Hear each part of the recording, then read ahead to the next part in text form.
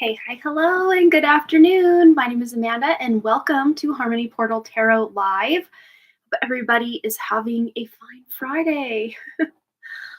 Yeah, I missed you guys on Wednesday. I was in full psychic attack mode. Not me psychically attacking, but being psychically attacked. Um, wow, so much has changed since I last saw you guys, and I was already in the process of a lot of things changing in my life, but wow, not like on the external, like everything's fine, but just so many epiphanies, realizations, false constructs coming to light as I have been diligently and very diligently, may I add, setting intentions for every single thing I do. So much is being brought up in the true light because I am just not trusting things I've heard or heard other people talk about, or even the feelings that I feel, the things that I would connect to in the past that feel really good.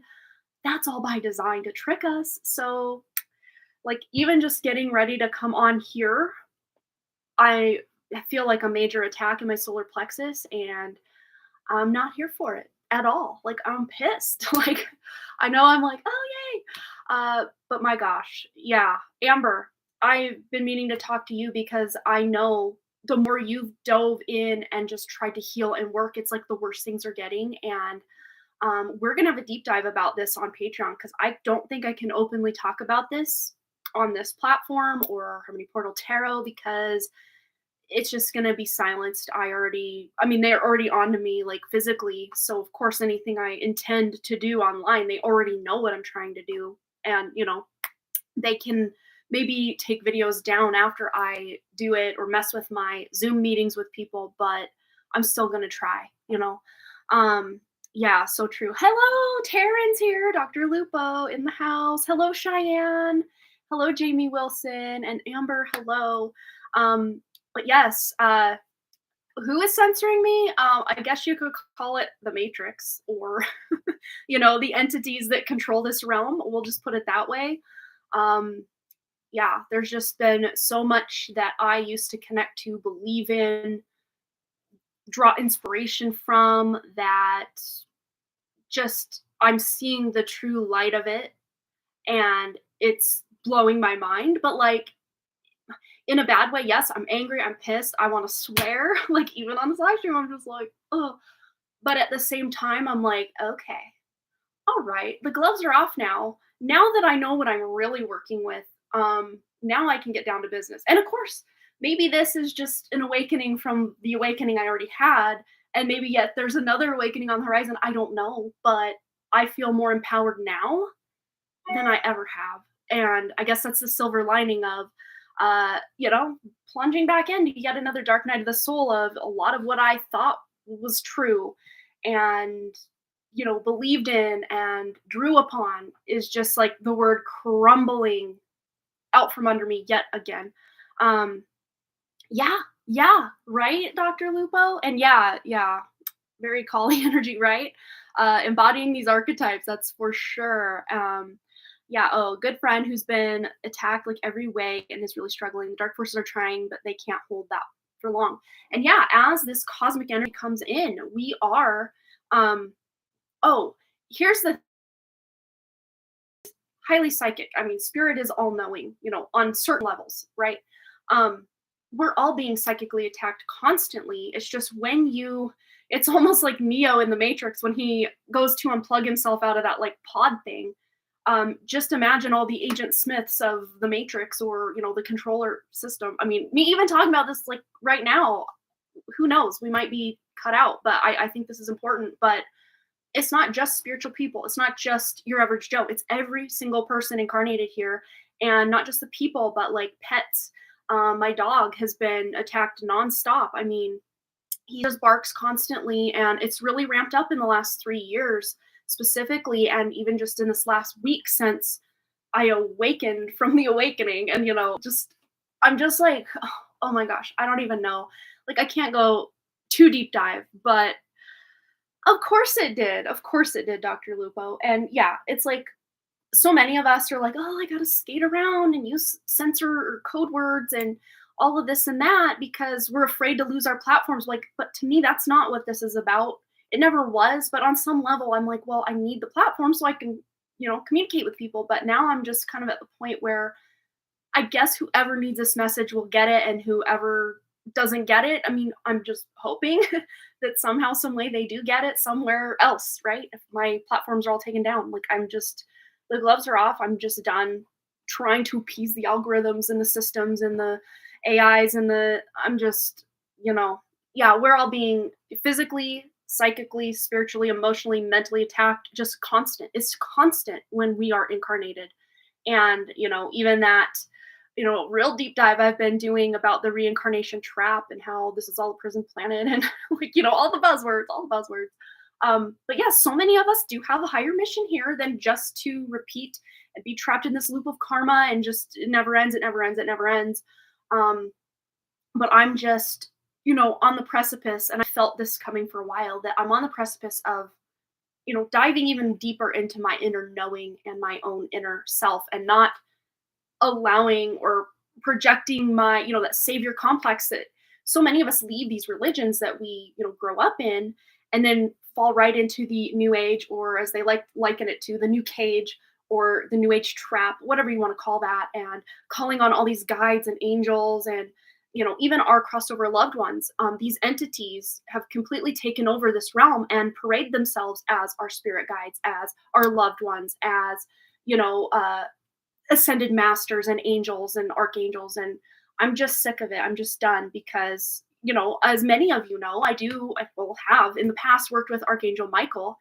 And since I've really been diligent about setting my intentions, no longer going to the astral realm at night, I'm seeing through the illusion of these things. It's like these masks have to fall because they cannot, once I set specific intentions, these, that's like the gatekeeper for me, like personally.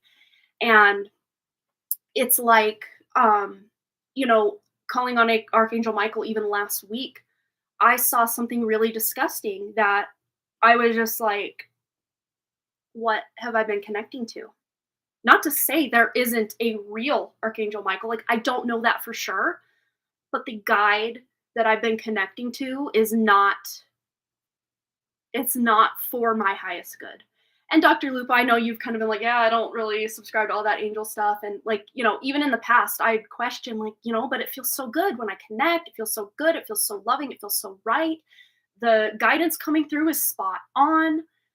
But yet, what are we connecting to? Is it just appeasing us to keep us stuck in these loops? That's what I've come to the conclusion of. But taking our power back, right? That's like been my theme for the last, I don't know, 6-7 years. This is just another layer, peeling back that onion to help us empower ourselves and seek our inner guidance. Yes, it's okay for us to connect to other humans and other people for, some validation or confirmation. Like, everybody does it. It's just part of the human way. But tuning first and foremost into our own inner, like inner guide, like that, instead of even the higher self, to me feels so outside or out of my reach that I just stopped even calling on my higher self and just connect to that inner self that is that fractal, that untainted source spark of God or creation or whatever it is. Yeah, organic. That will at least in my intention, when I use the word organic, that overrides any, false light construct matrix that's been, prisoned over what is natural and what was once untainted, right? Um, yeah, and so many like rabbit holes we could even, awakening from the awakening, I guess is what we could call this. But I'm planning at some point, I think, to do some sort of series, probably just on my other, maybe even on the Done Creative, but I mean, that's so shadow banned, no one's going to see it. So I'm just like, I don't know where to put this information besides Patreon, but I don't want to have people have to pay for it to come and get it, right? So what I might do, I'm thinking, I might just make a tier on Patreon that is the lowest amount I can charge, which I think is $1 or 99 cents, maybe. That I would just put this series of videos over there. Yeah, and I'm gonna get into ways not just of, okay, let's uncover what's actually going on here, but ways to rise above or empower ourselves, so it doesn't just feel like yet another dark night of the soul dumpster fire with no end in sight, no hope in sight. No, that, I mean, yeah, it's important. I think for all of us to awaken to what's actually going on, and us thinking we're doing the right thing for ourselves by balancing our chakras and doing all these things, it's because innately we know that's what needs to happen. But I mean, so much, even to the knowledge, just me asking to see the truth, like no matter what the cost, even if that costs me like my platform or my sanity, I don't know. I want to know the truth. And now that I'm on an even deeper level of I'm not just here to connect to whatever feels good. I'm here to get to the root. And the closer we get to that root, it's like our belief systems just get blown open, blown open, blown open. But yeah, let me go back to some of your comments. I want to see. We're also going to do a collective reading just to see what we can do. But let me go back a bit here. Yeah, anything we can do to help you. I appreciate it. I feel like I'm good. I feel like I'm riding the waves, right? Yeah. Yeah, so psychics can get attacked on a spiritual level, Cheyenne, but everyone can and is pretty much constantly being attacked on all sorts of levels. There's layers to this stuff. So don't think that, oh, if I've been spiritual and done these things in the past, that, oh no, what if I've opened myself up to something? Just being here, we're all completely wide open to everything that's going on. But again, that being said, we're going to tune into ways to really bring it back to center and empower ourselves to really do what we can do. I bet you guys did not expect this whole thing coming out the gates today, but yeah, it is possible. Yeah, it froze when I started talking about this. Been questioning everything so much more. Yeah, same, Amber, same. Hello, Jamie. All right, I do remember my dad got psychic attacked, and I got sage and cleansed him. All his bones hurt, and doctors couldn't trace it. Yeah. Noticed his ex-wife, who never crossed over, was angry. Yeah, that's most likely a big part of it. We need to talk about it for sure, call them out, and help others wake up to it as well. Yeah, and because all of us on some level know we're doing what's best for us by doing all these healings and doing the inner work and trying to do these affirmations and love and lighting things like, but it just, for many of us, it might put like a band-aid on a gunshot wound for a while, but like specifically like with the chakra system, I'm not going to spill all the beans of what I've just been getting, what I would consider truer guidance and what I've been getting about the chakra system. But basically, just like the organic, earth, there's a matrix put over with these 7 chakras. Because it's like, you can balance your chakras 24/7, and the second you stop balancing them, they're already out of balance again. It's like, we're not designed to be like that. Like, that's not, that's a very faulty design for the human experience. So to me, that says that's not organic. It's not. It's just not. Thank you, IT guy. I hope you're doing well during the holidays as well. Thank you. Yeah, I could apologize in advance. My question sounds bad. Is this not my intention? Oh, no worries. Yeah, we'll get into it. Oh my God, I was asking for clarity the past few months. Same. Dr. Luke was like, wow. Shine's like, what? Your guide is hijacked. Yeah, so much is hijacked. And yeah, interesting and eye-opening for sure. Yeah, I always ask your highest vibration guides until lower. Yeah, and I've been doing that too. And I just, because I label them my guides, the fact that I already quote unquote vetted them as my guides, that's how they can get through.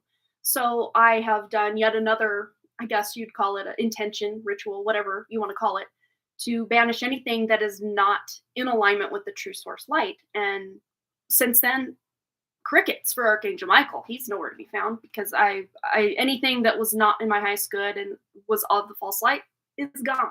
I'm not saying there isn't a true Archangel Michael. That's just what I thought I was connecting to. Not so much. And even if, here's the thing, you think, oh, well, if you're connecting to all this false light, like how can your, anybody, not just me, but anybody connecting to these false light guides, then how are they getting correct information? Because these entities know on some level. I mean, they can get in your head. They know your thoughts. They know your heart. They know your intention. They know, right? Just as much as anything organic would know. Yeah. I believe in angels, but I think yeah, exactly. There's, just like everything else, there is the true angelic realm, but then there's this construct that, almost us in this bubble of the matrix, it's just like, nah, right? It's just getting past that and finding new ways to connect, I guess, is what I'm really focused on now. But What I keep getting, just my own inner guidance, is the only way out of this is in, to go within. And we keep hearing that even in the new age movement, like, yo, go within. And but yet they say go within, but then they're saying, well, connect to this guide, connect to that, all this that feels so outside of us. But it's about going within for sure. Um, yeah, I'm with you. It's been tough to keep a connection with my higher self too. I've been stuck in the 3D. Same. It's just like the harder we try, the more we dig a hole. It's almost like, um, yeah, I'm with you. Yeah, I read that one. Yeah, a lot of things, a lot of other things to talk to. I've been trying to focus on connecting with myself on the other side. Yeah, there you go. Just tuning into that, even just tuning into the fractal that's here within you, that inner, that inner guide that is your piece of your soul, that fractal of source. I'd say that's even enough. Because who's to say we can even truly, really connect to anything outside of this, firmament matrix, whatever you want to call it. um, yeah, I'm with you. Yeah, been stuck in 3D. Oh, can you tell lower entities to F off? Yeah, you absolutely you can. Yeah, just say anything that is not in my highest alignment for my, organic whatever. I mean, just figure your own wording out and that'll definitely help. I'm not saying you still won't be somehow tricked, but the more you can narrow it down and put your intention into things, the less they can infiltrate. Of course, if we're still, balancing our, like just using the chakra example, if we're still tuning in with the seven chakras that we're all well aware of, um and if that is a false construct in and of itself, then we don't know that. So it's almost like you override anything you're intending with, the organic or the source creator, whatever you want to call God, because even the word God for a lot of people can be triggering, or is like a false light God, the Christian God, the whatever. So if you almost think of these gods or goddesses or whatever as more archetypes that you yourself can embody, I think that's better, I guess, maybe than calling on something outside of yourself, if that makes sense. um but again, I don't know all the answers either. Yeah, we need to use Brighton to speak. Yeah, oh, you use Brighton to speak uncensored and get a lot more hits over there. That might be what I need to do. Yeah, how to connect with the real, authentic, organic guides, and that's something I don't know the answer to on a, I'm not 100% sure, but at least since I've been setting that intention not to connect to the astral realm, because every time I dream, it just be so frustrating and nerve wracking and, just nightmares and just, I mean, our dreams have always been that way, but like it seemed to have really amped up probably the last, again, 3 years is like the time frame. Really since about this time in 2019, before they rolled out the whole, thing that we all know and don't love from the past couple years.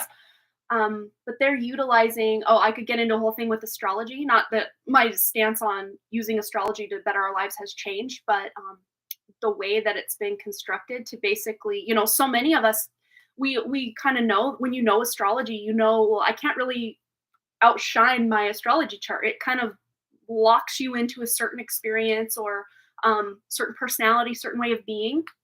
Um, but again, it's like that matrix of that. I mean, there's still really beautiful meanings to these planets. Again, most of them have been hijacked. But wow, I could really go in, just the guidance I've been getting. And yeah, just a question how to, I read that one. Or post your raw talks on BitChute, Odyssey, or Brighton. Yeah. Glad you're sharing your thoughts and how you feel. Really appreciated. I have thoughts on all those things. Can be a big rabbit hole. Right. Right. So like black tourmaline and obsidian can help. Yeah. And again, it's, this is an organic, this is obsidian. This is an organic creation. As far as I know, I'm sure maybe they have hijacked some of the meaning of crystals and whatnot, but there are certain crystals that, like obsidian, that's a great root chakra grounding crystal. But like, to me, it's such a heart crystal as well. Because, the obsidian is formed from volcanic glass, right? Volcanic lava turns into glass. So to me, it's like, coming up from the depths, but to me, it's such a heart stone as well. So I'm even just more intuitively, instead of, going out and reading up what, Tom, Dick, and Harry say about crystals, I'm just tuning into my own inner guidance. And I've always done that in a way. Um, I have a couple crystal decks and some books, but I've never like read a crystal book cover to cover, but I have a more intuitive feel for crystals than just what Google says, what this guy says, very robotic and regurgitated, all of that. So it's almost like reclaiming everything that you see, hear, taste, touch, smell, sense, know to be true, but just reclaiming it and putting your truest, organic intentions into it, and just trying your best. I mean, that's all we can really do. I mean, this whole place has already been hijacked, so we might as well. Once you wake up in the game, you might as well just try to make it the best you can. Um, yeah. So hearing you today, right? I'm glad you showed up. Yeah, I think it was meant to be that everybody who's here right now is hearing this. You think you connected with aliens last night? And just like, aliens can be good, aliens can be bad, aliens can be anything in between, you know. It's all about just yeah, I did not know this. I'm shook. Yeah, oh, chills again. I did the chakra clearing, but then why do I feel issues with them soon again? Um just a little, I guess, spoiler alert on this chakra talk I plan on having on it. I can't even talk. See, here it comes. Spiritual warfare. The chakra talk I plan on having on some uncensored platform. Um, Basically, that these chakras are a really great place for these entities, or whatever you want to call them, to plug into our energy. And when we align it, of course, they love that because then it's fresh and it's hot out of the oven. It's like kids running for cookies fresh out of the oven. And that's why so many of us, it's like the more we get into this work, it's like the more tired and road weary we get. And we almost just sit here and um, I don't think envy is the right word, but almost just wish we could be like the normies, or the people who are still asleep that have no idea about any of this, because they just seem to like be living their best lives, and here we are trying our darndest to get the right things going. And it's like the harder we try, the harder we fall. It's almost like, but I think in the whole spiritual warrior genre of thinking, it's just another, again, even the way that I think we've been, some of us, not all of us, but some of us have been tricked into coming here time after time, lifetime after lifetime, over and over, with the guise of, oh, you sinned, you got to go correct that, or oh, karma, you got to go correct that. And I mean, I do believe there is a balance. What you put out, you will get back. I do believe that on a deep level. But at the same time, I don't know that it's exactly the way we've been told, you know. Um, but it's almost like the more we get into this work, the more drained we feel, like you've been feeling, Amber, and it should be the exact opposite. But I'm just gonna allow what I need to know to evolve, and I'm gonna still tune in. I've been doing a lot of been getting a lot of this information just in my dream state by completely going away from the astral realm. So if you can do one good thing for yourself right now, just stop going to the astral realm at night. And you might think, oh no, well, how do I not go there? We all just automatically go there because it's just what we've been programmed to do. But what we need to do is, well, you can do whatever you want, but what I've been doing is I've just been saying, and I started it out by saying I connect to the organic 5D matrix of planet Earth when I go to sleep at night. But instead, I've just been completely bypassing even that, because I don't want to limit myself just to 5D either, because I know I've had dreams outside of this realm, outside of this completely, Earth grid. I've had lots of dreams way out there. But really, way out there is right within you, is the crazy thing. But what I intend to do every night now is I connect to that soul spark of true source, organic creator, the unmessed with creator energy, using the portal of my own heart, because our heart is a portal. And right as I said that, my heart like did a weird palpitation. That is the best thing you can do, in my opinion, at this time. I mean, correct me if I'm wrong later, but it's been working for me for now. And so many masks of what and again, intuitively, there's always been a part of me with some of these things, like the chakra system and even the moon. Okay, where that's a whole other ball of wax. Oh my god. But yeah, we'll get into that slowly. I don't think it's like when we awaken, when we first awaken, we just want to bombard everyone we know and love with everything we just downloaded, and it's just too much. So I think, just to start it where we started I guess it's been about a month now, maybe a little more than a month, where we just set those intentions to, connect to that fractal of God within us, the true God, the true source, whatever label you want to put on that, but setting your intention is everything. And there are still nights that I somehow find myself in the astral realm, so it doesn't work like flawlessly.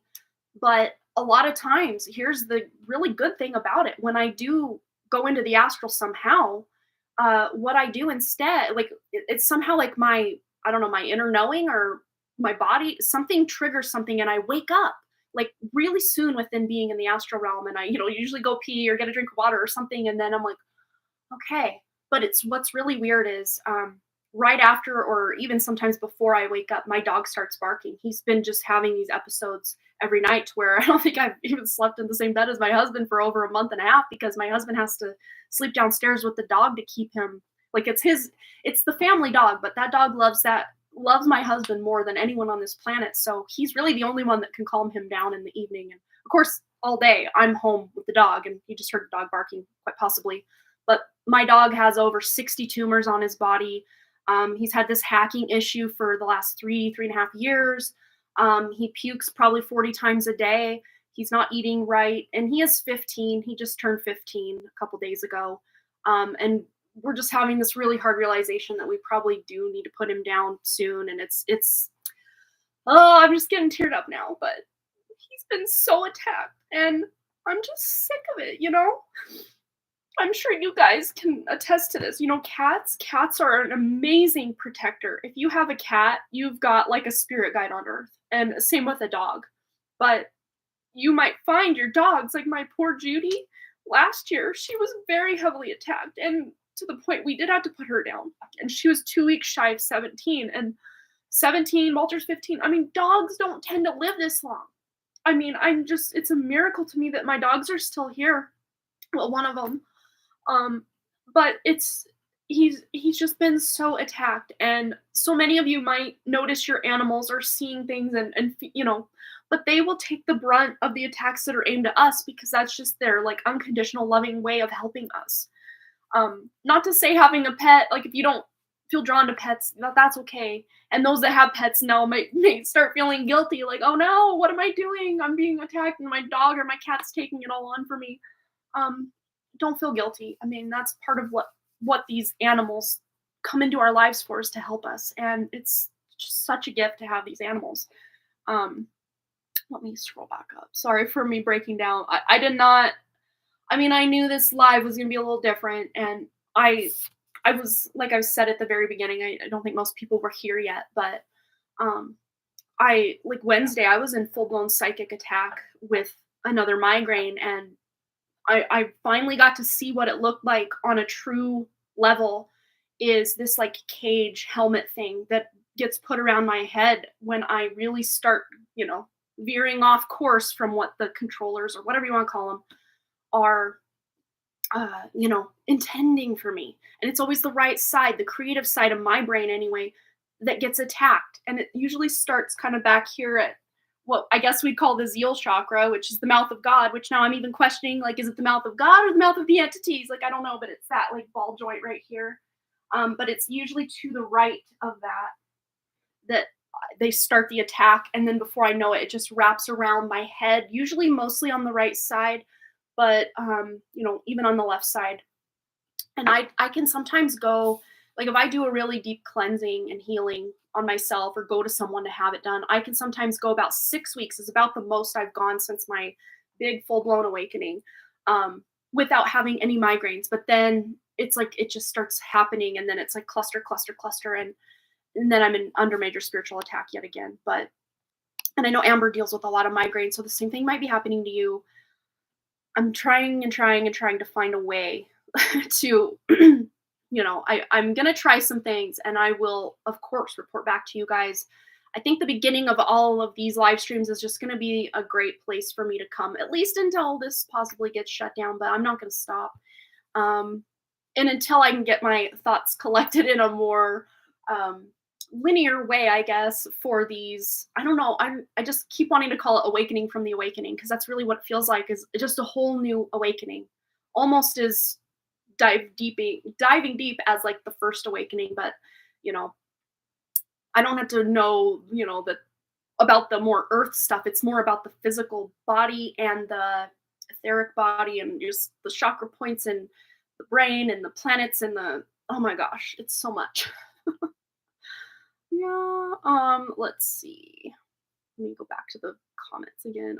Oh my god, chills again. I did the chakra clearing. Yeah, I think I read that one. Yeah, yeah. The issues are just pretty much back instantly, it seems. Read a book about this. Yeah, I'm thinking about it. I've got a lot of notes on my phone, just thoughts, thoughts, thoughts, thoughts, thoughts. And it almost feels as manic as when I had my first awakening to, I've always been awoken, is that a word? I don't know. To the fact that there's a major control on the planet, with I had a really cool stepdad who had this really, at the time you thought, oh, he's a whacked out nut job type of dude that buried a school bus and had like a fallout bomb shelter and all sorts of stuff. But like from my early teens, I've known about like the NWO. I don't want to say the real words because the uncensor, but the control on the planet. I just didn't know so much about the spiritual stuff, which is like, the physical control of this place is just one small, tiny facet of what's actually going on here. Yeah, great talk. Thanks for being so open. Yeah, I'm trying. I'm trying to be as open as I can without this thing getting taken down. But yeah, Amber's been feeling drained. Vicky's mind is blown. Same, Vicky. I'm right there with you, my dear. Is literally thinking I could ask Source, do not come back to the earth. Yeah. And a lot of people, that I've heard this in the past, and I just keep I keep thinking, when we pass away, it's like, don't go to the light, don't go to the light. And I keep getting this information instead of, I keep hearing the way out is down. The way out is down. And if you think of our hearts being a toroidal field, right? The energy goes like this. Like it forms a donut like this. It forms this, your magnetic energy field. It forms a torus around, or a toroidal field. But if you were to go up, you'd just come right back down. Reincarnation cycle, reincarnation trap. So I keep getting this guidance: when you pass away, don't go to the light, don't go to your crossed over loved ones. It's all false light. Don't go there. But again, I'm not saying I know that for sure, but I just keep getting the guidance to go, the way out is down, the way out is down, the way out is down. And many of us, here's a hot tip too, that many of us that are, we feel like we've come from places that are not just earth.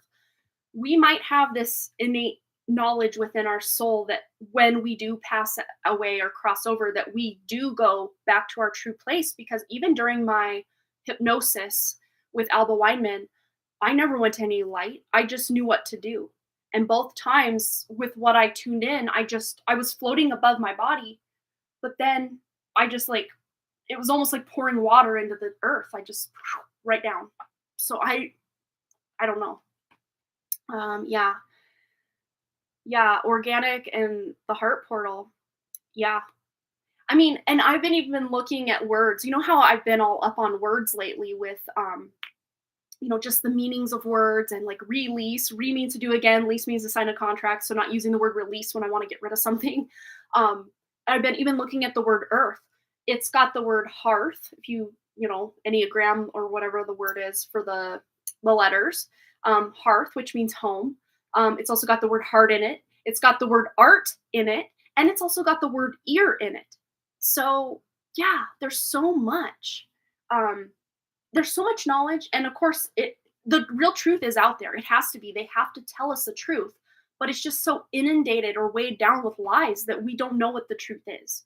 None of us probably know the exact 100% truth on all levels through time, space, reality, and lifetime. Like probably nobody knows that except, I don't know, whatever we're calling these ascended masters or angels or whatever. But yeah, this is fantastic information. Really makes you think about all of our constructs, right? That's mad. Now I got some clarity about oh wait, it just jumped. Let me scroll back up. The body ache I developed during sleep time this week. Even though I've had no issue like cold or cough. Yeah. It breaks my heart. Yeah, I know. The dog talk. my soul sister in Germany lost her cat suddenly. She was devastated. Yeah, and like around the time I lost Judy last year, so many. I mean, it's like these things happen in huge waves. Like when you hear one person's pet crosses over, it's like you go on. Like at the time, I was a little more active on Facebook than I am. I just barely go to that dumpster fire anymore. Apologies. I'm not trying to say that anyone that's on Facebook is the dumpster fire. It's just the platform itself is just something else. But when my dog, like probably 3 months before my dog passed away and 3 months after, I mean, it's just, I just get on Facebook maybe once a week for about 10 minutes. And it's like 3 to 4 to 5 people in just that 10-minute span of time were giving this beautiful post about, how they had to put their dog down, or their dog got, attacked by this and they had to put the dog down, or it died, or a cat, lots of cats, lots of dogs that are being attacked. And, I think this does coincide with a lot of these big waves of energy, not the cosmic energy that's coming in to help us, but like, these eclipses and portal energies. And, we're going to get into all that though. It's probably a different live stream. I do want to get to your questions soon. I want to do a little bit of a collective reading. Yeah, love our cats. No, I now wonder if my mom was attacked. She's kept getting hit. Yeah, we just don't know. Yeah, I'm sorry you're going through this. I had a dog that I had before I had kids and going through a really rough time in my life, and she definitely was an angel for me. Yeah, Judy was like the epitome of like earth angel. I love that dog so much. Oh my God, I used to get migraines on the left side, but since the last 2 to 3 months, I'm having it on the right side. And that's how mine used to be, Amber. Like I'd get them on the left side for like 3-4 years. And now about the last 3-4 years, they've all been on the right side, and they all start right there, and then they wrap around and they shoot through the middle. It's like a cage over my head. Love you. Feel free to get support over on Telegram. Yes, I need to re-download Telegram. I keep saying I'm going to do it, and I just actually need to do it. Yeah, you need to go. We're recording our own chat today. We'll have fun. I'll see if I can check it out. Yeah, thanks for this deep chat. Yeah, please do write about this. This is important information. At the very least, I think I'm going to do something, on Patreon or maybe even Telegram, where we can all just share thoughts. Because I'm definitely no thought leader or no guru, or none of those labels apply to me whatsoever. I'm just someone trying to share whatever's on my heart at any given time. Much like you are. We all are on this road together. It's there's safety in numbers. I do believe that. Yeah, I think Telegram might be a good place. As far as videos, maybe doing something on Brighton or any of those other platforms like Dr. Lupo was talking about. But yeah, what I'm going to do now is we're going to do a collective reading, probably just a 5 to 10 minute reading, and then I am going to get to your questions. And I will update the list. I know we've had a few donations come in. But my intention here is for anybody that is here or watching the replay, just any information we can get from the true source creator God and that inner spark within us. That's who we're tuning into today. No spirit guides, no crossover loved ones. Not to say crossover loved ones don't exist. They do. We know they do. We just don't know if it's really them we're connecting to or not. At least I'm very like big question mark over my head. Yes, they know all the right answers to say and everything, but again, big question mark over my head. What are we really tuning into? I don't know. So I'm setting the intention that we are tuning into our heart space, that fractal of source that each of us is. We all are, unless we're an AI incarnated bot, which I don't think any of those are actively participating in a good way on my channel. So you don't worry about that. That's not you. Ooh, I got chills now. But when I get these chills, I know that is like true God light. I know it. I feel it. Nothing could convince me otherwise, at least not right now. So any false light entities, constructs, guides, go away. We're not talking to you. We are only talking to that inner soul light within us, fractal of God, source creator, spark of creator of everything, everywhere. That's who we're tuning into today and always from now on. At least that's what I'm doing. That's who we're tuning into for this message. Overriding any middlemen or any of that. Ooh, look at this. So this just lets me know specifically the information I've gotten on the moon, which, spoiler alert, it's basically another big trap. It might even just be possibly the light that we see when we cross over. And, it's not an organic construct. I've known that for a very long time, just intuitively, and, hearing other people talk about what the moon actually is. Yeah, I'm I'm not giving the moon my energy anymore. And we're gonna probably maybe do a live stream where instead of doing full moon reading and new moon and eclipses and no, we're taking our power back.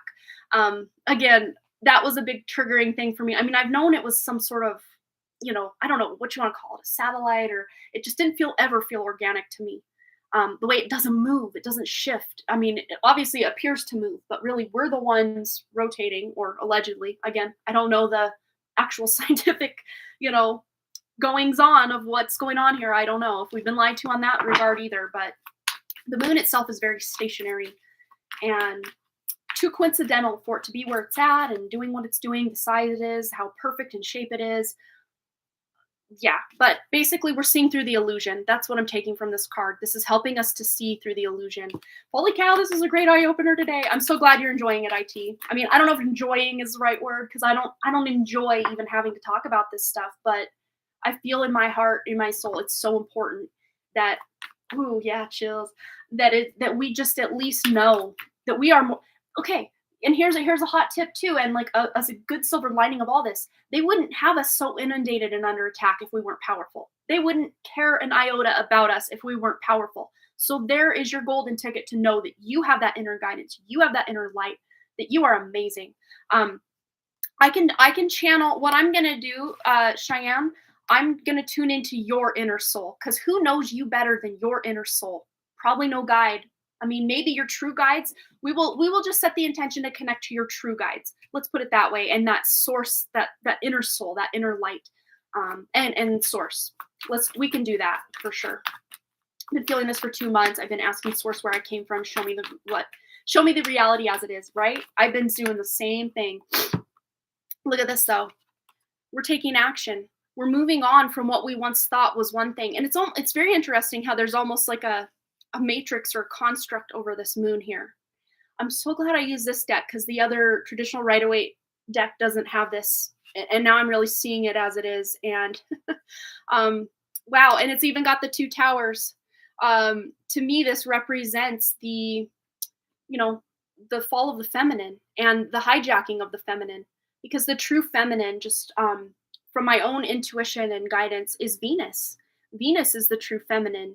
And the moon, I mean, there are even some gods or deities connected to the moon that are not feminine, yet the moon is supposedly the feminine, the reflection of the masculine, of the sun. So yeah, there's another deep dive we can go into with this, but we're taking action. We are seeing the fruits of our labor pay off in a big way, whatever this looks like for us today. Let's see what else. Yeah, so many of us, it's as IT guy just said, it's very eye-opening, but like at the same time, truth hurts, right?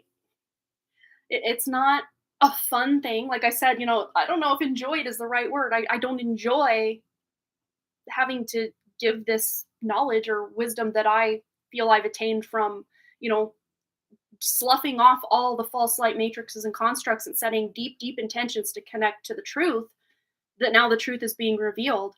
Yeah, truth has been a big theme for me as well, Amber. I think we're just so on the same wavelength. Hello, Amber A. Welcome. If you missed the first 43 minutes, oh my gosh, are you in for a, I don't know, wild ride? But yes, this is cutting through all the BS and getting right to the heart, because the Queen of Swords, they might call her even the Snow Queen, very cold energy when she's really just in her element. But at the same time, she's taking no prisoners. She's not settling for any BS. She wants the truth, no matter what the cost. If the truth of actual reality isn't just appeasing us and letting us live in la la land, I'd rather have that than live in la la land and never get anything from it. I'd rather know the truth, but the truth is coming in hot. She is holding that Ace of Swords, which is the clarity, the truth. It may not feel good, though, when we're faced to, cognitive dissonance is the word that really struck me the other day. And it's very interesting. I'm having all these kind of epiphanies about things. And then there was somebody, just randomly, it was maybe not so randomly, I don't know, in my homepage on YouTube, someone calling out Phil Good. I don't know if you guys know who Phil Good is.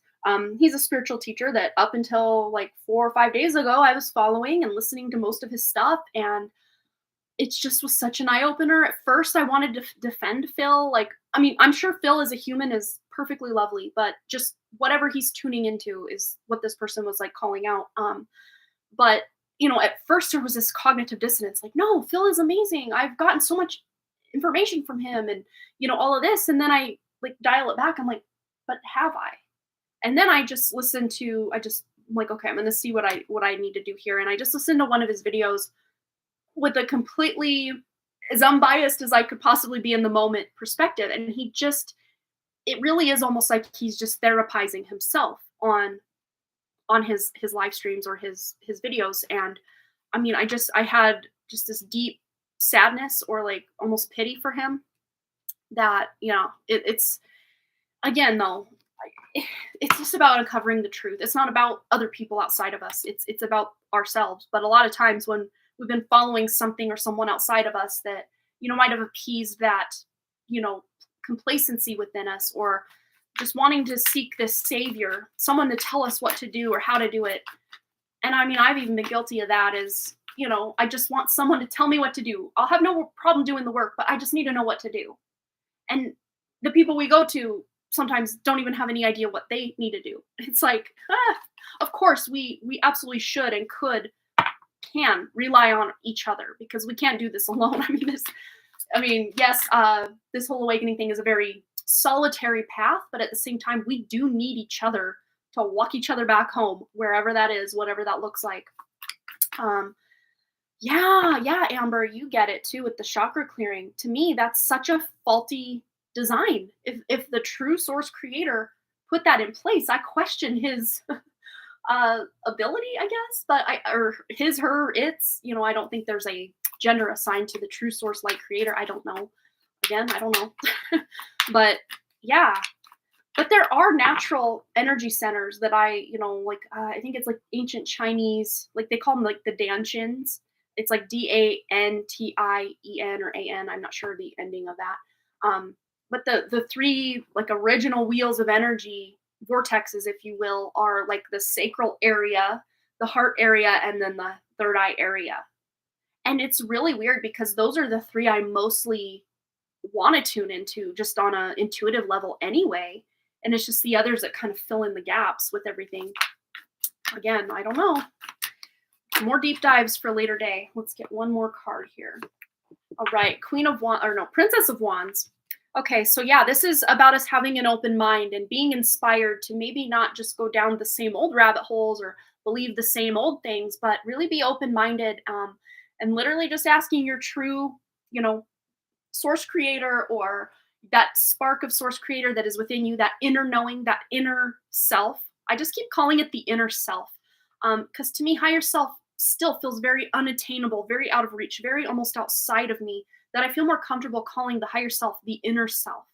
But it's tuning into that inner self, or whatever you want to call it, that will start to bring these, it'll still work with the same universal energy that these false constructs are. It'll still work with the numbers. It'll still work with the signs, symbols, and synchronicities that have been hijacked, right? It'll still work. It'll still work. That's the beauty, is a lot of the modes of operation are very similar. It's just nuanced in us putting our intention. We're going to have to get real intentional. And this is starting something new. Just really putting your intentions into your heart-centered intentions, not egoic intentions, not I need a savior to come rescue me intentions. This is you taking your power back on the ultimate level. And I really do feel this like fire in my belly that maybe this always was meant to happen on my path. And now I can really get down to the true work. And I'm getting huge chills as I say this. It's like I'm such overcome with emotion right now that it's almost like I've been playing pretend, or, like when you're a kid, you play baby dolls, to prepare you to become a mother. But then when you become a real mother, it's like on a whole other level. Then you just, feeding your baby the fake bottle with the milk that disappears when you turn it upside down. Like I'm not there yet. I'm not the real mother yet as far as this example goes. But like, I feel like I've uncovered something to where I can now realize me feeding that fake baby doll that baby's never going to grow up. Things are never gonna, evolve past plastic and filling, and the eyes maybe that open and close, and that baby's never going to say anything but whatever that voice box is programmed to. But it's almost like now that you understand, okay, this isn't true really. Like this isn't reality, but like I learned a lot from this experience and now I'm going this way. Like that's what I feel. And it's beautiful because a lot of the, I guess this is very tower moment for me and my work and my life in a way. But to me, it's like the foundation was decently solid with me being able to utilize my inner gifts, right? Instead of projecting that power and saying, oh, that Archangel Michael's saying this, Archangel Michael's saying that, or whatever. I'm tuning in, and yeah, it's good. I feel like once knowledge is power, and when you can get to the truth, I mean, all the illusions, all the lies will really start to dissipate. And, I think maybe if I had awoken into this quote unquote, I guess, new reality from the start, maybe that would have just been too much and really would have tipped me into the loony bin or something, like I just feel like maybe some of this was God's divine protection that we don't, maybe we are awakening in stages and it's meant to be that way. Like, I don't know. I don't know. But I do have faith in knowing that I'm not going down without a fight, and I don't think you guys are either. So that's our collective and our very long-winded, almost hour-long. I don't know what the heck that first thing was at the beginning, but I feel so good getting that information out there to whoever does see this live stream, either right now or on the replay. I think it's just something we're gonna need to dive into layer by layer every couple days a week that we do these live streams. Yeah, you can totally donate. And I'm gonna actually update my little list here. I've seen a couple come in. So we are starting out with Cheyenne with a 1-card read, and I think her deal is in the email, but I'm gonna update the list. I've got 1, 2, it's like four already. So we've got Anna, Earthy Deva, and Jackie. I think that's 166 Jackie, but correct me if I'm wrong. I do have a few Jackies here, and sometimes I mix you guys up. Okay, so Cheyenne, and then Earthy. How do you spell Earthy? Earthy Deva. 166 Jackie, I do believe. And then I think it was Marlene. Yeah, Marlene. And then get to Lekka if she chooses to donate. That sounds good. Okay. Okay. One more name. Okay, so I'm scared now. Yikes. Oh, I'm going to scroll back up and catch up with a couple of your comments before we do dive into Cheyenne's question, just in case anyone else had a question or comment. So yeah, I've been feeling for 2 months. I've been asking, show me where reality as it is. Yes. I'm not worried. I've been talking to my mom. Oh, and fate guides. Yeah. Well, I'd say you're in good company because we've all been doing it on some level, unless we're from the start setting these very pure intentions. And, I didn't know to do that when I started connecting to Archangel Michael. I didn't even try to start connecting to Archangel Michael. He just showed up during my big Kundalini awakening and a bunch of other guides. And I just thought, oh, okay, they're showing me the way. And I didn't question it until I did start questioning it, about a month ago, last week and earlier this week. And then the truth was really revealed to me in such a big way that, whoo, boy, that was devastating. But it just does let me know, though, that there's something they are emanating or copying because they can't create their own. They have to copy a construct that's already in place, right? The 3D matrix had to copy the 5D matrix. These false guide entities, whatever you want to call them, are copying real. So I know on a deep level there is something that's not just me that I feel this call toward or pull toward. But I think a big part of the human experience is us just getting back in touch with that inner light, that inner guidance that we all have, but we just keep projecting our truth out there, or waiting for some savior to tell us how it is or how it should be or what we need to do. Or we all do that, though. As humans, we're pretty much programmed from day one to do that. So it's only our human nature, maybe not our soul's nature, but our human nature, to keep seeking truth and answers outside of us. It really is. But I don't think we need to just only seek truth and answers from inside, but I think it's we definitely need to balance a lot more of this external searching with some internal searching for sure. Um, since then, I feel so much darkness, and all around is a matrix to show the false construct. Right? Yeah, truth has been a theme for me this month. I just did a Reiki chakra clearing right before I found this video, so that is really funny. Yeah, and there's even some downloads I've gotten about Reiki and other, I'll call them like hijacked modalities. Yes, they are tuning into that source or universal energy, but like some of the symbols and stuff, like, oh man, it's, I'm probably gonna lose some people along the whole chakra and Reiki theme, especially people who've really relied on these things to help. Um, but that doesn't mean that there is no healing. There is still plenty of universal or organic healing energy out there to be used. Um, and I think the best way for us all to start using it is by using our intuition and seeing how we intuitively could or should use it, right? Because we all are healers. And I will say that till the day that I die, because think of it this way: there's an innate intelligence that runs this body. You break your leg. This is the example I always use. So if you've heard it, just go, la, la, la, I don't want to hear it again. But I use this example all the time. So if you break your leg, you go to the doctor. Sure, the doctor's very, good at setting the bone, putting the cast on, telling you all the things to do. But then you go home and you rest up and you do what you do as a human, and that innate intelligence of the body takes over the healing process. There's really not much you do except set the intention. When you get your bone set and your cast on, you're like, okay, I'm healing this now. But the doctor doesn't follow you home and keep opening the wound and looking at it and tweaking and twerking and all those things. No, your body just takes over the healing process. So we are all healers. Let's just put that out there. Every single person is a healer. Every single person. So here's your healing certificate. Here's your healing certification. Here's yours. Here's yours. Here's yours. We're all healers. We just need to know how to do it, right? Or just, especially if we're intending to heal something, like, I mean, it'd be great to, all the healing that I did, I mean, I could heal my migraine to a point, but I could only do it to a point. And and this is something I just haven't done in probably 6 years, I broke down and just took some ibuprofen, and it barely touched it. It barely touched it. So I couldn't even rely on that to get me through this migraine that lasted like 2.5 to 3 days. And, also very empathic. And some tarot readers say that when you protect yourself, other people's energy shouldn't affect you. But if a person is verbally abusive, I will feel it. Yeah, same, same, same. It's like constantly needs to be cleared every day, certain chakras. Yep. Yeah. And the more protection I do, the less I feel it, but I still feel it. And I'm not a robot. Yeah. And it's, to me, it's like, it's just horrible that we have to protect and protect and protect on such a level that we're just spending our whole day protecting or shielding ourselves. Like, that's no life for any of us. But there's got to be a way. There's got to be a way. Maybe we'll discover it together. I don't know. Or maybe the answer's already out there somewhere. I don't know.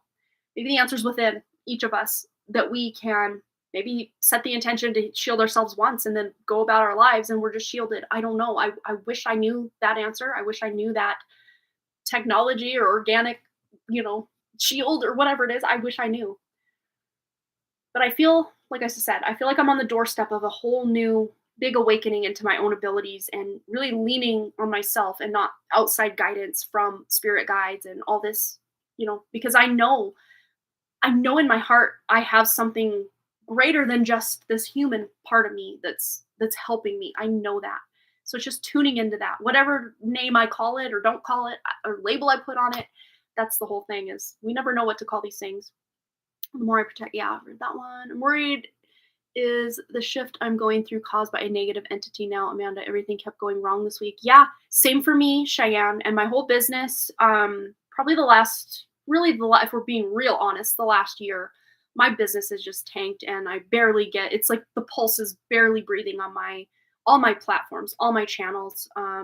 Even just me doing personal readings, like that is really just very, very what's the word? It's almost like, like on a car or a golf cart, there's a governor that only allows it to go so far and then it can't go beyond that. Like, that's what I feel has been put on my business and my platform and my voice. I really do feel that. Even just with my writing, there's so much I'm writing and wanting to get out, but it's weird because I'm actually glad I didn't publish my book until now, because there's so many new insights I'm including in it. Because I'm setting the intention that there are codes of true awakening in all of my books. And I've been doing that, setting that intention from the start. So thank goodness. I'm worried. Yeah, I read that one. Checking my phone before going to sleep and your live stream showed up. Yay. We needed this. Can I donate? Absolutely. Let me just back up here real quick. Sure, please donate and you will get a reading for sure. Just donated. Jackie166. Yeah, it's her. 166 Jackie. Yeah, let's see. Getting a lot of bitter truth this month, right? It's a hard pill to swallow. No pun intended. I've known all of them inside, but just ignored them. Yeah, we all get these intuitive nudges that we keep thinking are just our negativity rearing its head, right? Yes, your questions of PayPal, that totally works for me. Worried about my job situation, something negative. Negative. I kept calling on my mom to help. The lights flickered, but I'm worried I'm talking to the wrong people. Yeah, we'll tune in. We'll just see what we can do for you, Cheyenne. Asking this question of how to protect. My heart started hurting. There's so many. I keep getting the like vision of all these heart cages, just because the heart is a portal to the other side. I've known that since before I've known anything. I've just always felt that. And why I mean, think of all the love stories, the love songs, the tales and movies and shows. Love is so warped. Love is so twisted. And we're just programmed from like day one that it's so codependent, it's so one-sided or runner and chaser, and it's so toxic from day one that they're just an assault on what we even call love. That's a whole other day story. Oh my gosh, Brandy Lynn, if you missed the first part of this, boy, have the tables turned. Go check it out. Oh my gosh. Yeah, when you were asking I read that one. Yeah, I feel like I have to constantly protect myself because I feel people's energy extremely strong. Constantly clearing my energy multiple times a day. Yeah, I could sage my house 50, 80, 90 times a day. And it's like the second I, snub that sage out, it's like something's back. Here it is again. Maybe not to the degree it was, but it starts to build again. It's relentless. It's just, it's maddening. But if you guys like this talk, next, I think it's Monday's video. Yeah, not today's video, which I posted, Big Changes Coming, which I think I was already tuning into a lot of this epiphany stuff then. But Monday's video, it's a message from your subconscious mind. And wow, it's talking a lot about what we talked about here. I donated because I was looking for a personal reading, but you were unwell. Oh, okay. But yeah, I can definitely do a personal reading, Amber, even if you're not there to ask the question. If you're wanting to do like a 20 or whatever minute reading, you can just give me a list of questions, or I can do them here. If you would rather them be private, I can always just film them as like a YouTube video and have it unlisted so you can check it just the same as if we were to do a Zoom and then I upload it unlisted. So if you can't be there, because I know you'd mentioned you have family coming into town this month, and if you can't be there for it, we can totally do that. Yeah.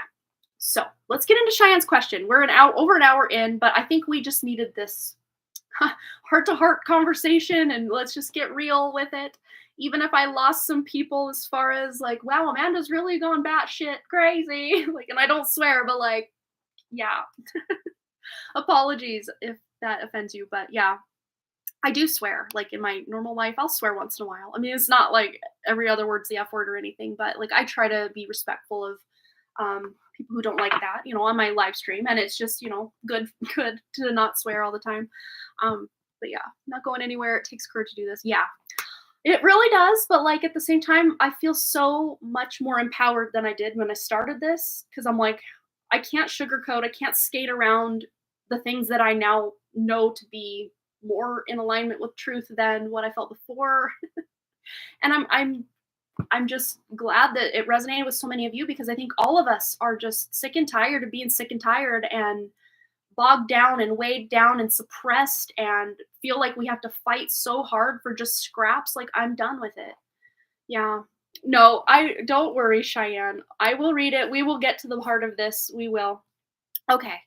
Let's go to Cheyenne's question. So, hi Amanda, sometimes I feel like spirit look out for Vicky more than me, as throughout the whole job searching situation, I'm told to take part-time or low-paying work for now, whereas spirit wants Vicky to avoid applying for jobs she doesn't truly want, and said that she'll not be left without work. I found it hurtful when Spirit said take a bite of humble pie or to take a temporary low-wage job for now as I worked hard.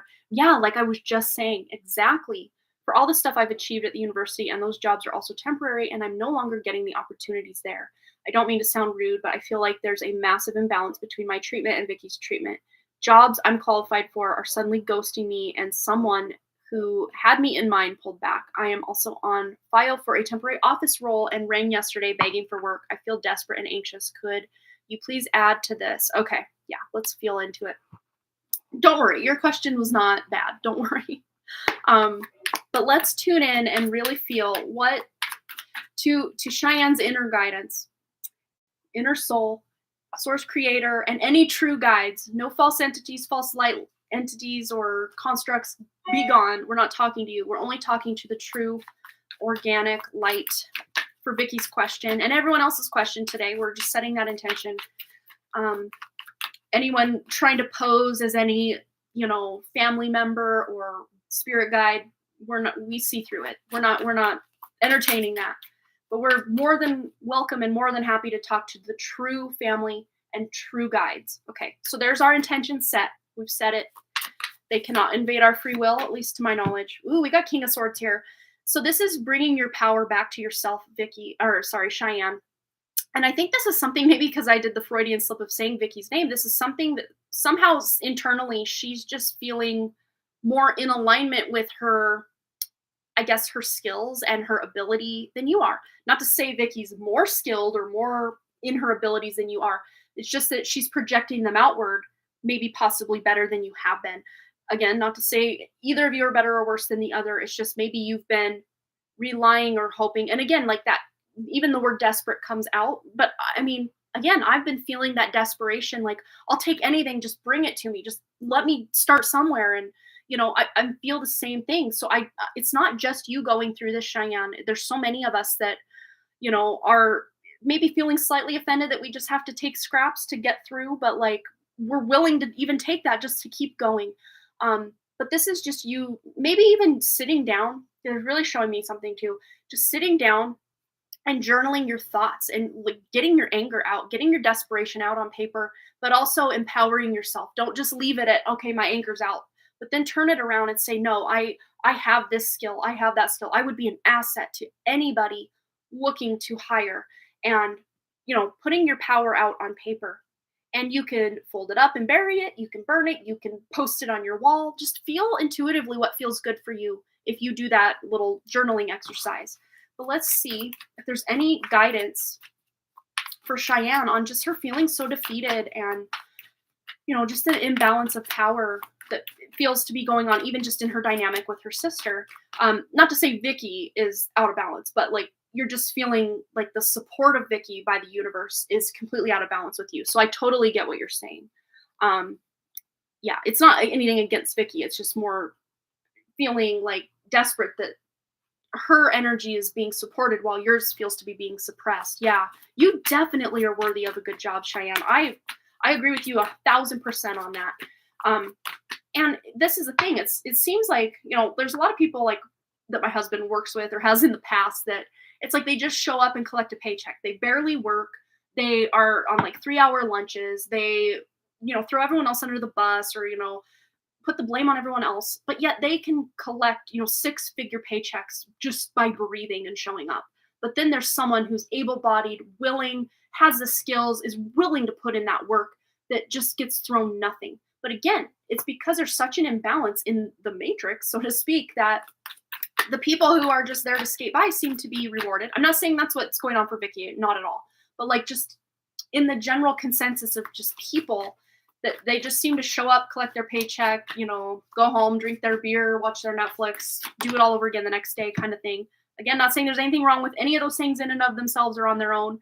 But again, this is where you're at. You're just feeling very conflicted. Like, why is she experiencing the sun and I'm experiencing this? And again, nothing against Vicky. This is true and valid of your feelings right now. Would you be able to ask Amanda when I'd land on my feet? Yeah, rough timeline. Yeah, let's tune into as true of a timeline as we can get. Yeah, we have 4 of cups, and I love this because, everything we've been talking about today, it can feel so dejecting and so just like, "Oh my gosh, what's the point? I mean, do I even have any support out there? Is my mom even really out there loving me anymore and supporting me?" Absolutely she is.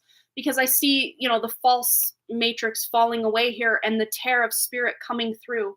And as I said tear, I almost want to say tear. It's like spirit, if there is the emotion. I mean, they don't feel emotions the way humans do, but I guess the best way I could explain it in the way I know to explain it is spirit is crying for us because many of us came into this.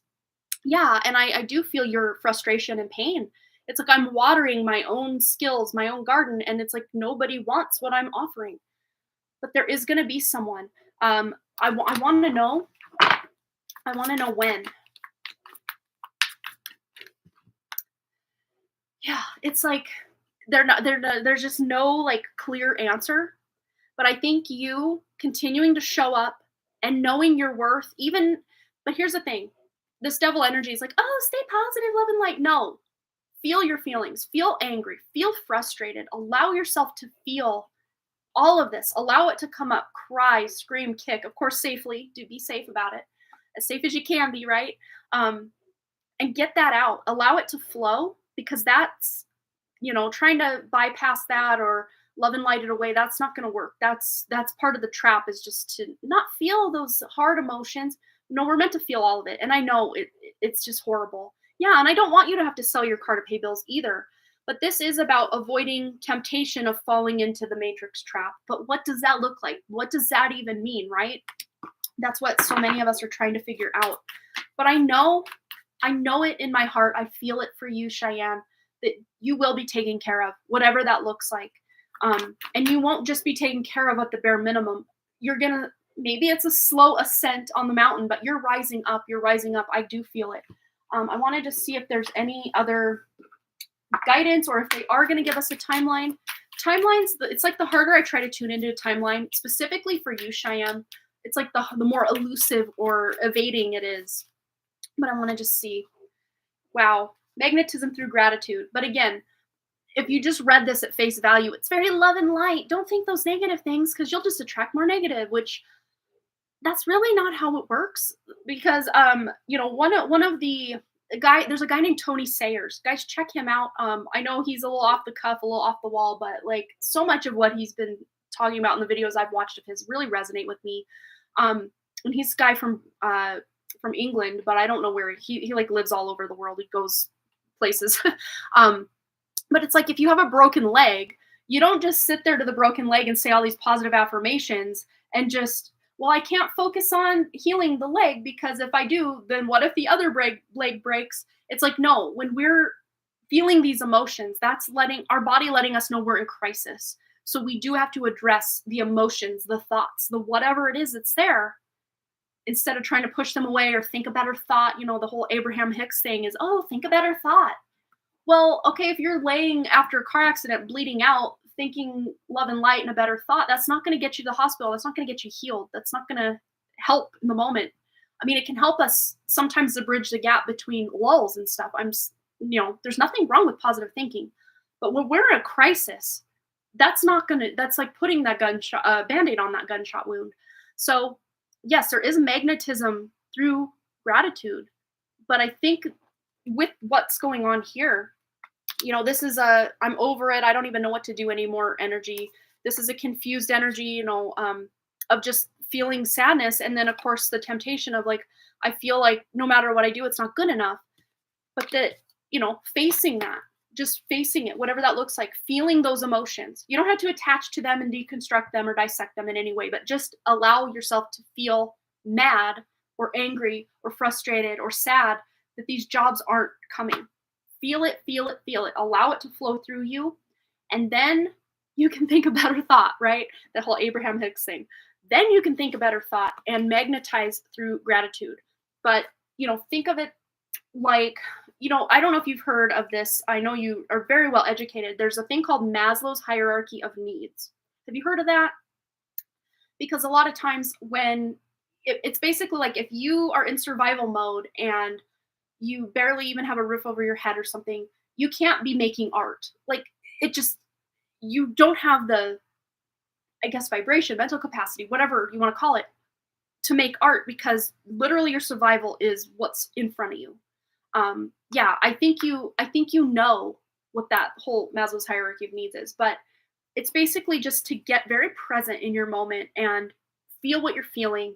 And of course, as you feel, you're going to get ideas. You're going to get these inspirations from your inner self or, your mom, whatever you want to attribute those thoughts to or those ideas to get you. And of course, doing your due diligence by continuing to go out there and put your best foot forward and ask, about the applications you've already put in or even just looking for new jobs. You haven't done anything wrong. No, I will say that right now. You have not done anything wrong. Again, it's just you're at this kind of turning point from the old version of you to the new version of you that I just want to get one more. Any advice to really help Cheyenne overcome this? Just anything, anything, anything. Yeah. Again, it's buying into the illusion that you are less than. It's very interesting too that both of these cards have this kind of almost like, I don't know, like sine wave kind of energy to it, which reminds me of frequency, vibration, all of that. But what I'm getting with this is you seeing through the illusion and just finally knowing, because there's a shark in your mind. And, a lot of times this can be ego, like, I'm not good enough. Have I done something wrong? These things can play in our heads. Of course, it's valid in the time to feel them. We should, listen to what's going on instead of trying to bypass it and everything. So I would say, because so many of us, when we get in this really dark place or, just feel like our whole lives are out of our control, I would say that's a dark place because you don't know where the next job's coming from. It's very depressing energy. Our first and foremost job is to get through the moment. And then when we can do that, we can get through the hour. Then when we can do that, we can get through the day and the week and the month and on and on and on. So the guidance coming through for you would be to just face these emotions and get them out, whatever that looks like. If you're saying them, screaming them, writing them out in a journal or a paper that you want to burn, use your intuition with it. But you're finding a way to feel through this. And it's like the dark cloud is just passing by. That's how I see this coming through is right now there's that rain cloud just right over your head, right over your head. And again, it's nothing you've done wrong on like a conscious level. Could even just be like subconscious beliefs that somehow, some way you're unworthy or less than, even though you have the qualifications and whatever. Again, that could just be, through the magnetism aspect of it, you're attracting what you think you deserve. But again, facing everything and saying, yeah, this is how I'm literally maybe even just stating out loud, I'm feeling angry right now. I'm feeling sad right now. To help yourself feel that and move through it and just allow it to flow. Again, your intentions and, maybe even set the intention. Okay, I'm going to feel these feelings as much as I can and allow them to flow out of me. And what takes their place when I let those go is something that's actually going to benefit me. So I know it sounds out there, it sounds woo-woo, but a lot of times we just have to, think of it like the hand you've been dealt or like the plate. Okay, just think of it as a meal. You've got a plate full of food in front of you, and now you're thinking of the buffet over here. But there's a whole plate in front of you, which are these negative emotions or just the frustration of not having the job or whatever it is.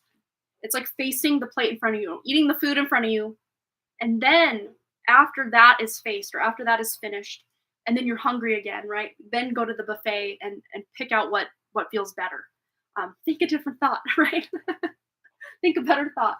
I don't know why I'm making fun of Abraham Hicks. I do it, I've read a lot of those books in the past, but even back then I'm like, well, where's the action? Because I know this is a physical reality. There has to be some action here. Think a better thought is not going to get us very far. I mean, it might help in a moment, but that has to be followed up with an action. And I think you've been doing a lot of the action. So it's now time to just sit down and not eat the humble pie. You don't have to eat that humble pie, but face the emotions, the feelings, the fears, maybe even that are coming up surrounding this for you, Cheyenne. The fear of, oh no, what if I do have to sell my car? What if I do have to, do this and that to pay bills? Face those fears. Just give them the attention that they're crying for so you can move through it and move beyond it. You don't have to dissect it. Again, we don't have to dive in and go down these rabbit holes with it, but Just giving those emotions center stage to be seen, heard, felt, tasted, touched, whatever other senses we can put on it.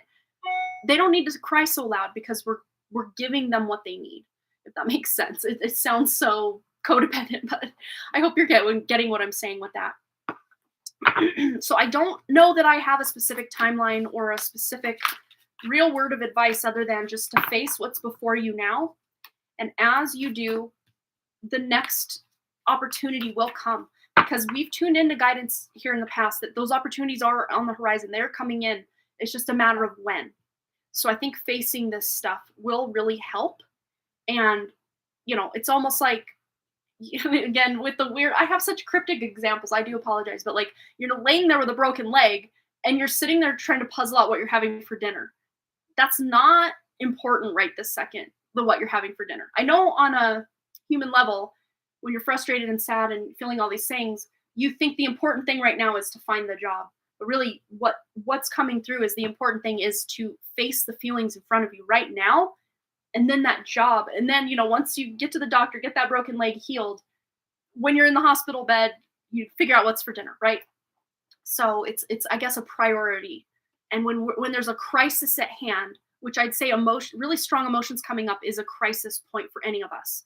So that's the first thing that needs to be dealt with, is really what's coming through. So hopefully this too shall pass, as it always does. And before we know it, Cheyenne's going to be reporting back that she has a job. But I don't know when that is. And I do apologize. There was no definitive timeline. But I know it's happening. I do feel it. I know it. That you're going to, think of all the people out there that are looking to get out of work. And here's someone, beautiful soul right here, Cheyenne, wanting to work. And it's just evading her like crazy. So go within, journal it out, feel it out, cry it out. And I know that storm cloud will pass, and the light is going to start to be shining again. I know it. So again, I do apologize that I didn't have like clear cut, do X, Y, and Z. It's going to be 40 days and you're cured. Like, yeah, just keep, I don't know if fighting is the right word, but I guess surrender would be a better word. Not a fatalistic kind of surrender, but a surrendering to the moment. Whatever you're feeling in the moment, surrender to it. Okay, what is this trying to show me? Maybe even asking, but again, you don't have to dissect everything. That's where a lot of us really go off the rails. I know I did that in the past, is with my healing journey, bringing up a lot of stuff from childhood and abuse and stuff, that I go back and almost relive these things like they were happening again now, and re-traumatizing myself. And it's valid to just feel what's going on, allow it to flow through, and then on to the next. Yeah, the chest pains though. Yeah, just maybe setting the intention when those chest pains come up to feel into it and picture your own healing energy coming from source through you to heal it and make it dissipate, make it stop. That's something I was doing with my migraines, and it definitely helped. But again, these are relentless attacks that so many of us are having, in this matrix, that a lot of times just even the beautiful healing energy that comes through, it just kind of takes the edge off. It doesn't even completely get it.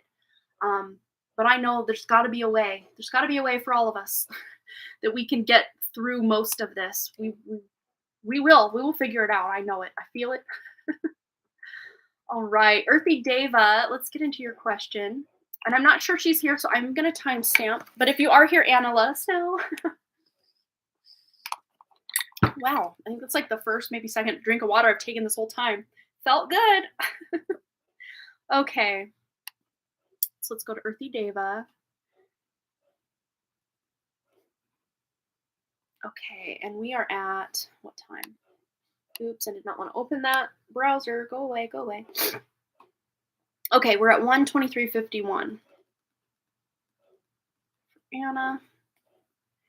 And her question is, I hope your migraine is over now. Yes, I'm still feeling some residuals, but nothing I can't handle. Thank you. If you haven't checked out the beginning of this, just go look at it. It's a bit of a all over the place, almost frantic cry for all of us for help, but go check it out if you feel inclined. I just have a question regarding a difficult situation in my love life. I want to feel empowered. And as you know, I want to find my match. So I'd like to move on or feel at peace with the coworker thing since it's not moving forward. Thank you for your guidance. Yes, let's tune in for Anna. And I'm going back over to my camera view. Yes. Oh, Brandy Lynn. I was going to add that. I'm going to do that right now. Brandy Lynn. Oh, type in the right spot. That'll help. There we go. You're on the list, my dear. Yes. And we got Getuleka. And then, so Amber had mentioned, oh, and Vicky. Vicky had donated right after Brandy Lynn. So let me put that up. And then Vicky. And because I think Getuleka was right before that. Yep. Okay. So, and then, oh, and Amber has donated. And I wasn't sure. Remind me, I might have skipped over where you had told me in the chat because I got so long-winded there for a bit. If you wanted to do your 3 questions today, or you wanted me to do them on a private video and do one today, like, just let me know. Because I can do whatever you want to do. But you had donated right before Vicky. So I'm going to add you here for Amber. Times 3 questions. Okay. There we have it. There is the true list. There we go. If you're not around for your turn, can you please type something? Absolutely, I can. Sure thing. Oh, sorry. I timestamped for Earthy Deva. I should probably give her another one because we're like 3 minutes into her reading that we didn't get to. I read her question, but my apologies, Anna. But let's get into it. Let's see. I hope your migraine is better. Yes, we said that. Thank you. Thank you. Regarding a situation in your love life, I want to feel empowered. As you know, I want to find my match, so I'd like to move on or feel at peace with the coworker since it's not moving forward. Let's get some guidance for Anna, tuning into Anna's inner self and the true source creator for the best path for Anna to follow in her love life, specifically regarding possibly walking away from this coworker, at least romantically speaking, maybe not coworker speaking, but to help her move forward with peace. What does she need to know? And it flipped. Where did it go? Where is it? I saw one flip. I could have sworn. Am I making that up? Where is it? There it is. Ooh, wow. Yeah, look, there's the wedding card, but there's a lot of confusion here. There's a lot of, do I just take this for the long haul? What do I do? But what I see with this is, yes, you feel like you've hit the end of the road with whatever romantic connection there can be with this coworker, because if I remember correctly, I'm really seeing that this person does have someone by their side, like energetically speaking. So this person is most likely involved with someone else that's not you. Correct me if I'm wrong, but that's how I'm seeing it energetically in my mind here. But yes, it would be in your best interest because that person is, busied with an actual other relationship. But there are a lot of possibilities out here, for you. And I know we did tune into that one past life of a future love, and that is still a very big potential here. But there is somebody you're going to meet that will be the one that you have the long-term, committed, whether that's marriage or partnership or whatever that looks like for you. There is someone out there that wants, on a soul level, that wants to have a committed relationship with you. Yes. Could even be an air sign, so that will be your Gemini, Aquarius, and Libra. Almost forgot my own sign for a second there, my own ascendant sign. But look, oh, I love this. Yes. All this options and opportunities, but yet also confusion. You're getting clarity. And I just think it's because you don't know this person yet.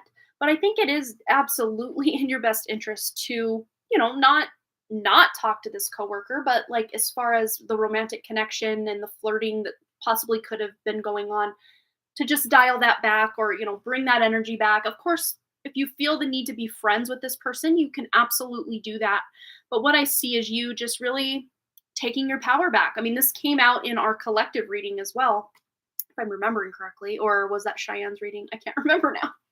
But I think it was Cheyenne's reading. Yeah, just taking your own power back, or the fact that you have more power in your love life than you're giving yourself credit for. So this is you reclaiming that and, again, being maybe for a while on the self-love journey. And I know that's a lot of times not what we want to hear when we want a relationship. But a lot of times, because the relationship we have with ourselves is half of every relationship we're in with everybody we know. It's so important to really cultivate that inner relationship with ourselves, which I think you are doing a lot of the time. So that's good.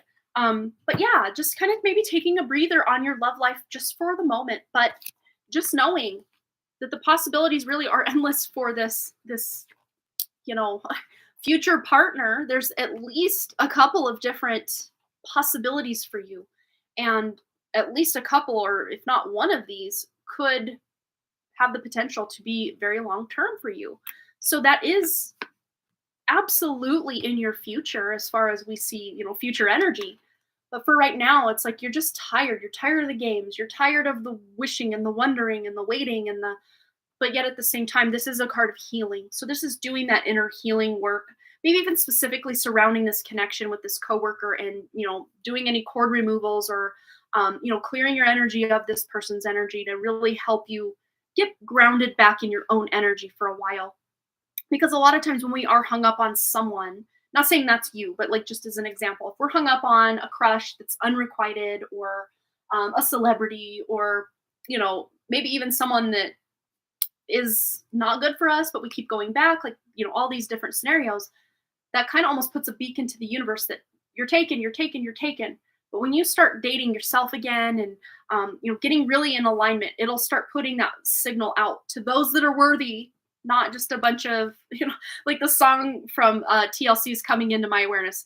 I don't want no scrub. The scrub is a guy that can't, that song. It'll kind of weed out all the scrubs so that you can get to the true soul connections. You don't have to mess around with karmic relationships or scrubs or whatever. This is about tuning, loving yourself to the highest capacity you can and really having a deep relationship with yourself to the highest capacity you can to then attract in someone who has done their own inner work and is also ready to show up in a committed relationship on your level. Because it's not just about getting into a relationship. I mean, anyone can just go get into a relationship. It's about having a quality relationship that I know that's what you're after, not just some random relationship.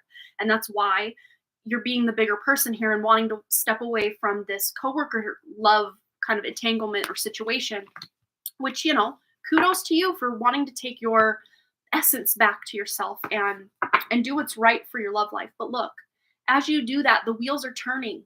Again, this is putting that signal out that you are worthy and you're loving yourself on this deep, high level. But a lot of times that might look like being single a little longer because it's weeding out all these potentials for disaster.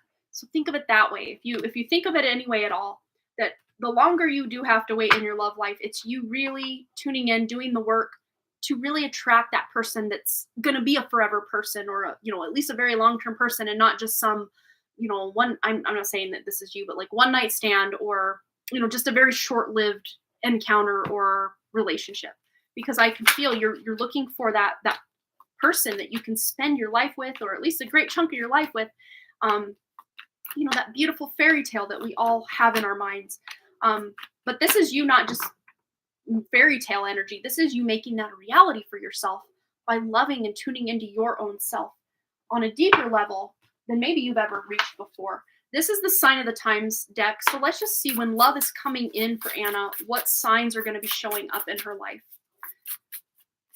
And we have here a traffic cone with caution. So there might be a lot of things, like a lot of red flags going on in your external world, but you're seeing them. That's the beauty here, is you're seeing these red flags. But also quite literally, maybe you're seeing these traffic cones. I don't know if you have them in the country you're in, but in the US, we have, like, if they're doing road construction or there's like a hole in the sidewalk, they'll like put something up here to let people know, hey, there's something going on here. You need to pay attention. And literally this is a sign of, hey, pay close attention. So be very present in the moment. The more present you can be, the more you can see all the signs, symbols, synchronicities that the universe is bringing to help you. But we have the number 32 here. So there's big changes coming. And I just heard you're throwing caution to the wind. I just heard that as well. So it's almost like you are really embodying this, love for yourself within yourself. But then look, there's also a star here, divine guidance. And look, so I just put this one away, the 32 to the 33. So there is progression here. As you see these red flags and avoid them or overcome them or whatever that is in your life, it doesn't just have to be in love. This can be just red flags in your job, in your friendships, in your, maybe there's certain things you're watching and you're like, yeah, I don't think I want to watch this anymore. It's just not for me. It's not resonating. So just paying attention to whatever red flags are popping up in your life, in every area of life, will really help bring you to that divine guidance, the star energy here. Yeah, which is your wish fulfillment. In the tarot, the star comes after a difficult time of the tower. So you're really tuning in to your highest good. But a lot of times with that whole message of being present, we've got, clouds and distractions here, which we're all being constantly, again, that's part of the whole matrix thing, is just distraction after distraction. Distract you watching this or getting caught up in that drama or this or that or that. It's about getting present and getting in connection with your deeper inner self. That's really going to bring you in alignment with that, one true partner, or the best partner for you, and weed out all the scrubs, as that song that came through earlier was saying. So I hope that resonated, Anna, and brought you a little bit of guidance, but I think you're on the absolute right track to just pull your energy back from this coworker. Again, doesn't mean you can't speak to this person or be friends. It's just the love thing, at least for now, if he is in another entanglement or partnership, is probably not going to happen for the two of you. So I think you're in your best interest to just move beyond the romantic connection with this person, to really date yourself for a while. And I know that's never the news we want to hear, but sometimes it's the news we need to hear, right? But big hugs, Anna. Thanks again for your donation. All right. So up next, we've got 166 Jackie. And thanks everybody who's donated today for holding on and hanging on tight through all of my soapboxing today. We're only about, 36 minutes into the actual readings, because it took me like the first hour and 3 minutes or so to just soapbox. But I feel so much better getting that out to at least a few of you. If I die tomorrow, at least something got out to you guys. You know what I'm saying? So 166 Jackie says, hi, I just want to ask if I can trust the people I work with. Let's tune in to Jackie's inner guidance and source God creator, and maybe even the true inner light of these that Jackie is working with, to see if they have her best intentions here. Can she trust them? Ooh, I'd say there's at least one person that they probably don't have your best interest at heart, because the heart of this card is walking away from something that is emotionally damaging, or at the very least not very emotionally fulfilling to you. So there might be someone you're suspicious of, and I think you do have a right to be suspicious of this person. Let's see. I'm really picking up already a feminine energy, but let's tune in and see if we can get some additional guidance about the coworker situation. It will turn, but yeah, we do have, it's like there is someone who's definitely on your side, or really a true friend for you. And there's two feminine energies here. One's kind of that more Lilith energy of the darker aspect, or this could be someone who, one thing to clue you in is, if this girl, this lady you're working with, is talking bad about other people in front of you, then chances are she's probably also talking bad about you to other people. This is like the work gossip. If there is such a person at your work, I mean, they don't necessarily have to be female. They're just presenting in a very feminine way to me. If they're not a female, I would be surprised, but not completely like unheard of for this person. If they are a male that you're working with, if they are, they're just maybe really caught up in the drama and the gossiping, if that's the case. I'm not saying that's just a feminine trait, but kind of the toxic feminine of, to feel better, they will talk bad about other people, is kind of what's coming through with this. So I'd say you intuitively probably have already tuned into who this person could, or maybe even group of people could be. And it's almost like you've tried to tell yourself, no, it's not that way, everything's fine. But really trust your inner guidance above just wanting to appease your psyche or your mind, because I think you already know who this group or one or two possible people could be. Because on this card, we do have two people. Yeah, but let's just see. Anything else Jackie needs to know about the work situation if people are untrustworthy? Oh my goodness, look. Because I was going to tell you during this, it's like there's also a Ten of Swords, but look, you got it. So I think you really are spending a lot of your mental capacity worrying about this, or maybe stressing about it, or just wondering about. There's a lot of mental activity surrounding who you can trust, who you can't trust, but also dropping down into the heart and tuning in. I think you already know, though. I think you already know who's got your best interest and who doesn't. Let's see if we can get any signs, symbols, or synchronicities that can really point Jackie in the direction of who this could possibly be, if she doesn't already know.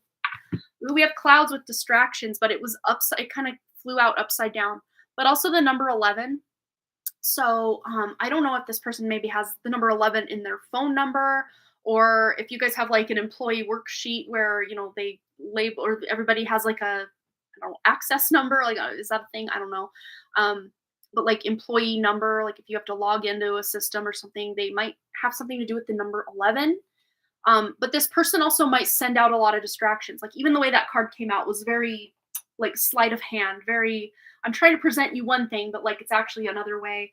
So this person might even overly appease your ego in some way to distract from the way that they're actually talking behind your back, if that's what's going on. Let's just see if there's anything else. Or they could even have like a tattoo of a symbol of any kind, but there, could be a cloud or something to do with like the sky. Like they're showing me birds, they're showing me stars, they're showing me a sun, a moon. If this person does have a, you know, like a tattoo, or maybe they've worn clothing with these things on them. We also have not with relationships. So this person is probably in a toxic relationship themselves, and then they project a lot of that toxicity on people at work. But let's just get a general, I guess, message for Jackie to help Jackie or empower Jackie at work. Anything she needs to know at work. Ooh, Prince of Discs. So this is the Knight of Pentacles. So this is like slow and steady energy. So really this is about taking your power back by just focusing on the job at hand, the task at hand, and the people that you intuitively feel you can trust. And, not to like, la, la, la, I can't see you, I can't hear you, you don't exist. Not like that, but almost just putting your energy and affection and attention toward the people you can trust. If you're really confused, like, I don't know who to trust, then, just make it about the work, putting your head down, getting the job done, really appeasing the customer. I'm not exactly sure what kind of work you're in, but, if you deal with clients or customers that come into your work, making it about them and making their experience at your job like a really positive thing for them, and really having the sense of purpose behind the work that you're doing. But I'm also getting this kind of feeling of, yeah, I still have some openings. Totally, Jamie. I'm getting this feeling almost of that this job, you're kind of feeling like maybe you want to change jobs. If that's the case, let's just pull another card for Jackie about the job. Maybe a possible other opportunity, a different job. Oh, too many fell, but let's just grab the top one. All right. I guess only 3 fell. We'll grab them all. Yes. So we have Queen of Swords. So there's an element of speaking your truth or taking your power back there. The Empress, she, it's kind of like the lion doesn't care of the opinions of sheep kind of vibe, is just, living your life. And Page of Cups is good surprises. So there might be a job that you're wanting to get into or possibly getting into that involves feminine energy. There's a lot of feminine energy here. Working or dealing exclusively, I can say that again, exclusively with females or even children, because the Empress is the mother energy, but also the Page of Cups is the child energy, and also a lot of times can indicate pregnancy.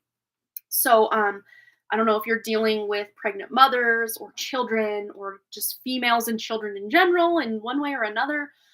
There might be a job out there that's better suited to you that deals with the more feminine aspects, if that makes sense. Could even be beauty, like beauty, or like even like I've seen like childbirth or like child development could quite possibly be something beneficial as well.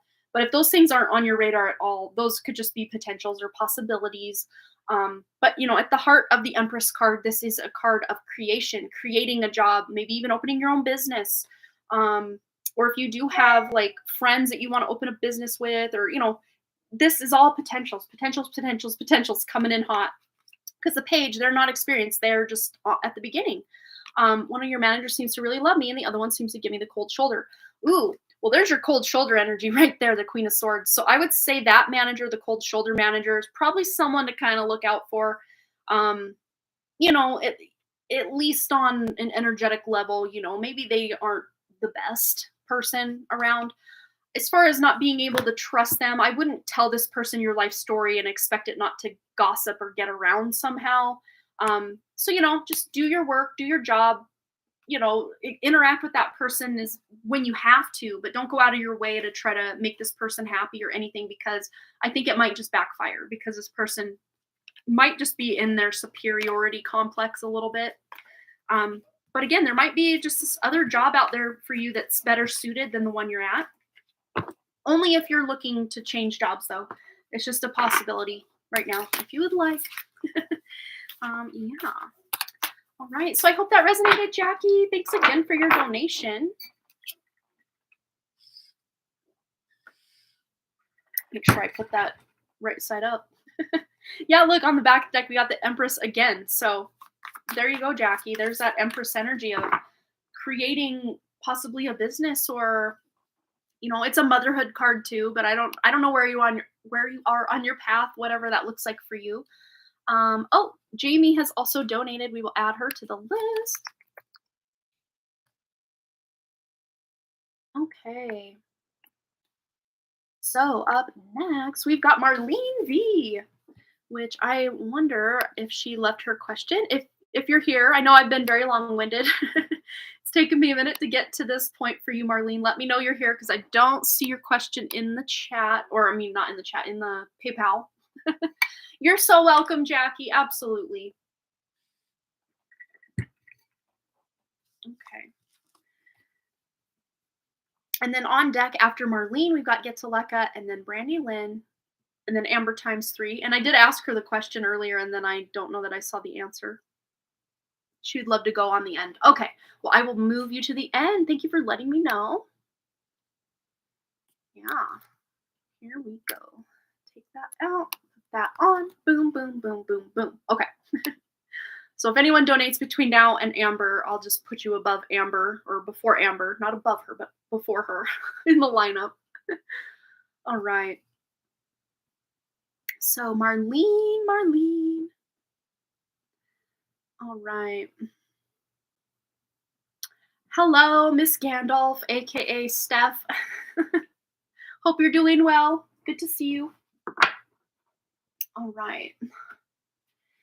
I guess we'll call out for Marlene one more time. Of course, we'll still do her if she comes back, but we might move on to Getuleka just to keep things moving. Oh, there she is. There she is. Cool. Yay. Good.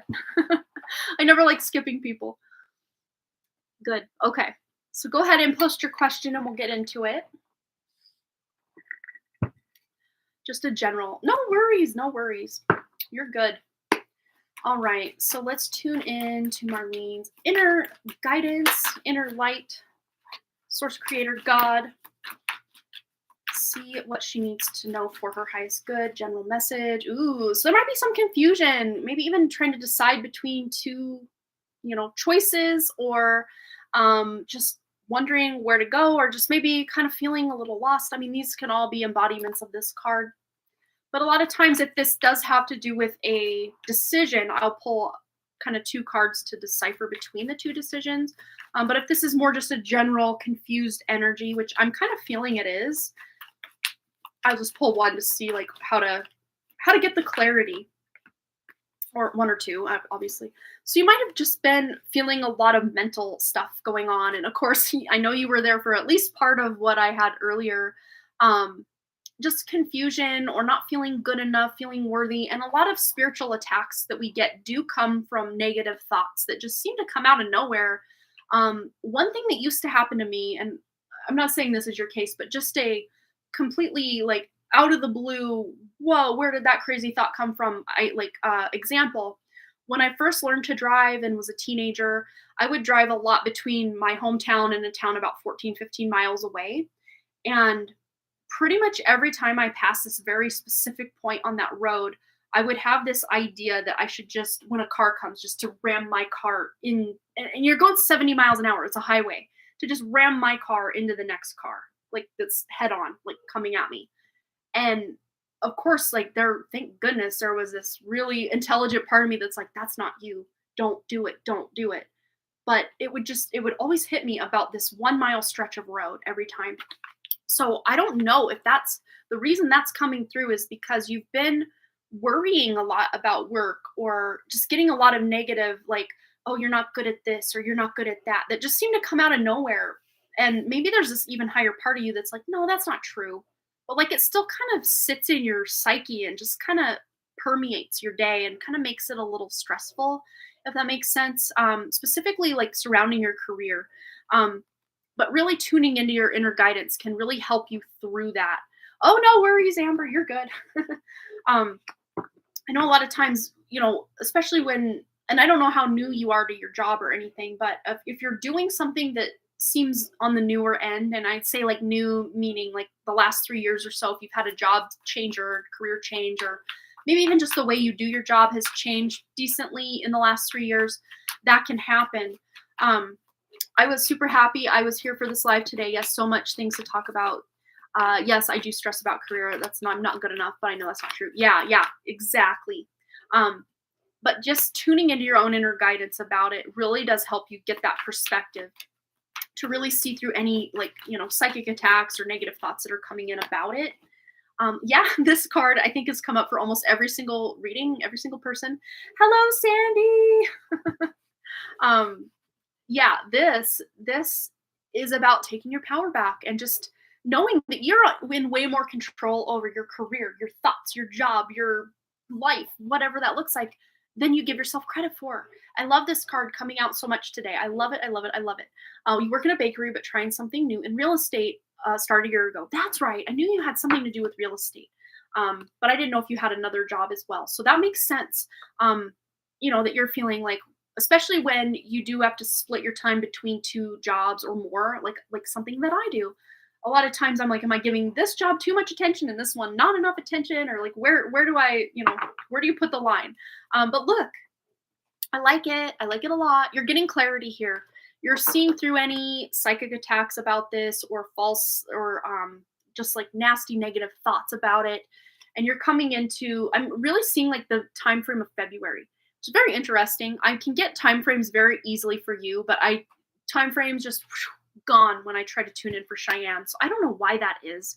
That specific people I can get really good insight on a timeline, and other people it's just laughing, running away from me. I don't get it. But I'm seeing between now and February, you're getting a lot of clarity in your career, in your job, in all the different realms of your career and job, and just really tuning in and knowing what is best for you. And I see a lot of enjoyment coming in as well. Yeah, it's very funny because I'm like, does this have to do with a decision at the beginning? And then I was tuning no more into just general confusion. But now there is going to be a decision, probably between now and February, coming in. But just know that whatever choice you make is the right choice. Even if you backpedal and think, oh no, I made the wrong choice. No, because there was a lesson in the choice you made that you learned from, and now you'll never make a mistake again. I don't see any mistakes being made here, but if we ever do make a choice, like one of the biggest choices we make in life is to get married or something like this. And then, 30, 40 years down the road, you're like, man, I made a mistake. It's like, did you though? Because you learned a lot about life through that relationship, whether it be good or bad. Most of the time, you've learned a lot. But this is a card of success. So especially if you're kind of going out on your own, really leaning into the real estate thing. And I know the real estate market is kind of what it is right now. It's kind of a weird little limbo kind of, I don't even know what we want to call it. It's really weird right now. It's not a normal housing market right now. So that might be a little scary, a little kind of, I don't know. But I think by February, you're going to be figuring something out. Oh, you do it with your sister, and I know she's feeling the same about it. A little frustrated. She works at the hospital. Oh, okay. Yeah. And it might just be that the housing market being the way it is kind of what's this kind of frustrating thing. Even season agents are having a really hard time. That's so true. Yeah, it's just a weird time with these really high interest rates, and even the prices are really high because, the whole pandemic thing really jacked up prices. Like in my area, there was a house, like this is just one example, in, what was it, 2016, sold for like 280,000, which was a decent price, whatever. But then, 7 years later, during the height of the pandemic, it's selling for 1.4 million. I can't wrap my head around it. But that's not unheard of in my area in Montana. Like how and where and when and why. And I know the show Yellowstone did not help because now everyone wants to live in Montana. And I'm like, why? That show is so like negative and toxic and violent. Like, why would you want to move here because of that show? I mean, I get it. It's gorgeous here, but like, It's not really like that either. Like energetically, it's not at all like the show Yellowstone where you got to watch your back 24/7 so you don't get shot or killed or manipulated or hurt. Like it's not, at least my experience in Montana is not like that. But yeah, major superficial price increases. And the thing that's the grossest of all, though, is these places are selling. They're selling even over asking prices. I don't understand. Well, I do, because it's all people from out of state. Not saying there's anything wrong with people from out of state, but like no one in their right mind from or has been living in Montana for the last 20 years would ever pay those prices. But you know, someone from California, a lot of people from California are moving in like crazy. But people from California will move in, and the price of a tiny like trailer house is like, you know, the same price as like a mansion around here. And so the payoff is easy for them. Yeah, take my money. I'll take this nice place. But people around here are like, these people are crazy. How would you spend that much for that not great of a house? I don't get it. Yeah, they're starting to bounce. I do see it. So things are really changing. Let's just see if there's any additional guidance in general or in career for Marlene. And then Get to Lek is next. I think her question was a message from her guides. So we'll get into that. So we have service, and it's in you. Yes, you're really tuning in. There is this inner knowing that you're very good at what you do. And even if you sometimes think, oh no, maybe I'm not, but like, no, you are. It's just about listening to that really good inner voice, that inner guidance, and not that, you know, psychic attack or negative energy coming in to tell you, oh, who are you to sell houses? Even these seasoned people can't sell. Like, no one's selling houses right now. Let's just put that out there. It's nothing on you, Marlene, but you are knowing that anything you need to accomplish or want to accomplish, it's in you to be able to do that. But then we have here service. So, you know, just you showing up with an open heart to be of service to your customers, your clients, that really makes things a lot easier. Because you're coming from a beautiful heart-centered place to want to help people, and you're going to be able to do that. And the people that really need the help, they're going to find you and they're going to become your clients. And again, I do see this really picking back up better after February is the time frame I was getting. So I hope that resonated for you, Marlene. Thanks again for your donation. All right, so Get to Leka, general message from her guides. Ooh, get these all put back. All right, coming in. Okay. Here we go for Get to Leka, tuning into her inner self, her true guides, her true essence, her true spiritual connection to Source God Creator, whatever that looks like, and any true guides. And I'm saying true like 50,000 times because I'm setting intentions to not connect to false light entities at all. They're not allowed here.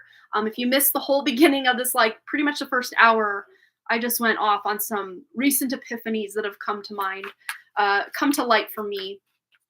But we're getting, I'd say, better messages this way for sure. Let's just see. Anything else Get to Leka needs to know? Okay. Ooh. Can we say money, money, money, money, money? That's a song here in the US. I don't remember who sings it, so don't ask me. I don't remember. But there is some good stability and financial security going on for you. And of course, the creation energy of the Empress, being able to take this money and create something with it, if that's something you want to do, you know, buying art supplies to create something beautiful for your home or as gifts for people. Maybe this is you even spending money on gifts for people. For some reason, I know here in the US we have Christmas, and I know a lot of other countries celebrate Christmas. I'm not sure what a lot of people from India do this time of year. I know Diwali like happens in November, but I don't think I've ever really known if people in India celebrate Christmas on the level that we do, say, in the Western world. But yeah, also connecting with your own mother is a beautiful like message here. Just connecting, maybe doing something fun. I don't know if you've recently or are thinking about buying something from your mother. Yeah, Amber says some parts do. Cool. Let's see, because I know it's a quote unquote Christian holiday, but even people I know that aren't Christian celebrate Christmas because it's just such a Western thing to do, Western world thing to do. Yeah, they celebrate everything. I love it. That's cool. Yeah, let's just see any guidance coming up for Get to Leka. Ooh, there's a lot of like powerful energy here. We've got the King of Cups that just came out, King of Pentacles, Ten of Pentacles, very powerful, and then the Empress, the most powerful of this whole bunch here. But yeah, this is a lot of emotional fine tuning. So even if you are feeling a little emotional, which I think many of us, not just because of the time of year, but there's just been so much going on in the world that, people who are more empathic and heart centered can really pick up on other people's pain, other people's suffering, other people's hurt, whether we want to or not. A lot of us will just get bombarded with that. So if you've been feeling a little emotional and you're wondering, like, where is this even coming from? I'm seeing that it's not even from you, specifically, that it's something that happened to you in the past or even a past life or anything. It's just you're picking up on a lot of other people's stuff.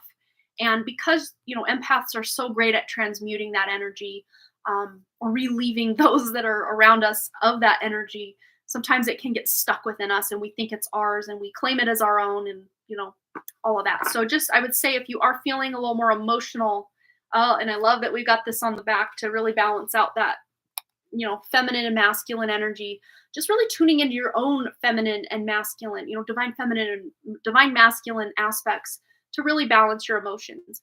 Allow yourself to feel them, or, whatever energetically you've got going on, allow yourself to feel it, but don't let it completely take you down a spiral. So it's, like I was saying with Cheyenne, it's like, we need to feel these things that come through, but we don't need to dissect them and know all the ins and outs of every single tiny thing that this emotion has to do with. Just feeling it is enough in and of itself. Oh, you need to talk to me. I have to go. I will talk to you later. Love you. Love you, Sandy. Feel free to email me. As Amber might know, I'm not the best right this moment with keeping up with emails and messages, but I will make a note to check all of my platforms, because I do get messages. I like with Instagram and stuff, I've turned a lot of those messages off because I just get so many. And then a lot of them are not even people I need to or want to hear from. They're just like spam things or people messaging me to buy products, and I just don't care. So I just turned my notifications off. I just need to make a note to check my email. If you don't remember, I'm sure you do, but let me just, it's just amanda@donephotodesign.com. I'm going to write it here if you want. I know you've emailed me before, so it's probably like saved in your email, but here it is just in case. Amanda, that's not how you spell my name. @donephotodesign. There it is. But yeah. So back to Getuleka. You're so welcome. Thank you. Love you. Have a beautiful day, Sandy. Let's see. Anything else Getuleka needs to know? Guidance, wisdom. Ooh, small steps to big accomplishments. And like the Ten of Pentacles, this is like a legacy card. This is a lifetime's worth of accomplishment and accumulation, or whatever this looked like. This here is just beautiful, taking small steps toward these big accomplishments. I stopped judging and labeling my thoughts as positive or negative because they're affecting my emotions. Yeah, observing. That is like the key. Allowing ourselves to feel, because a lot of times if we try to become like a robot, like I've tried to just like try to bypass the emotion itself, but instead of doing that, I just allow it to feel, and I literally just feel it draining out of me. That helps so much. But yeah, knowing that you're not the emotion and you're not even the person feeling the emotion, and just being more, I am the observer of the emotion, but you're even observing, like it's so convoluted and hard to even put into words, like what that actually looks like. But yeah, observing and being the observer is key. It really is. Because a lot of times we can feel these emotions so deeply that we think we are the emotion, and then that's when we want to know everything about the emotion and dissect it and go on these downward spirals and depressions and dark nights of the soul. Like it can be very, there's a lot of toxic advice out there, both with feeling it so deeply that we become it, but also not feeling it at all and bypassing it, spiritual bypassing it. And so there is that fine line. And I think the observer route, you're right on with that. That's key to really, you're feeling it, but you're not attaching to or becoming it at all. I know it's a very fine line. It's very difficult to do, because especially as humans, we want to know why and how and when and where. We want to know all the answers to the questions of why this emotion's coming up. And sometimes that in and of itself, the investigation of it just takes us so far away from just allowing it to flow and then on to the next, right? But yeah, those especially though with trauma and have a lot of emotions surrounding trauma, that's kind of a whole other ball of wax. But just random emotions coming up, being in observer mode is really the key there. Well, even with the trauma stuff, it's key, but a lot of times we do attach a lot of our, like, I guess, who we are as a person to the trauma we went through. And that's a lot of work to get out of. But good job, you're doing it. All right. Thanks again for your donation. Get to Lekka. Brandy Lynn is next. And then we've got Vicky Downey and then Jamie on deck after that. And Vicky was a 1 card, if I remember right.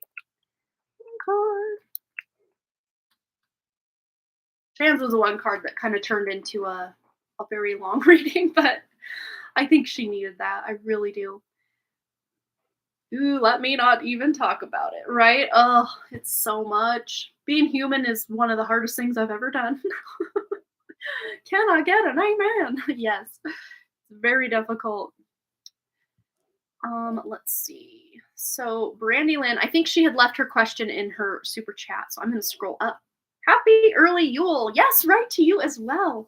What lighter vibes can Spirit share for us this holiday season? Aw, she's pretty much donated for everybody, but yes, let's put your energy at the top of this list. But anyone else who would benefit from this message, of course, feel free. So tuning in to Brandy Lynn's inner self, inner guidance, that true source creator, fractal source of God, spark of God that is within each of us.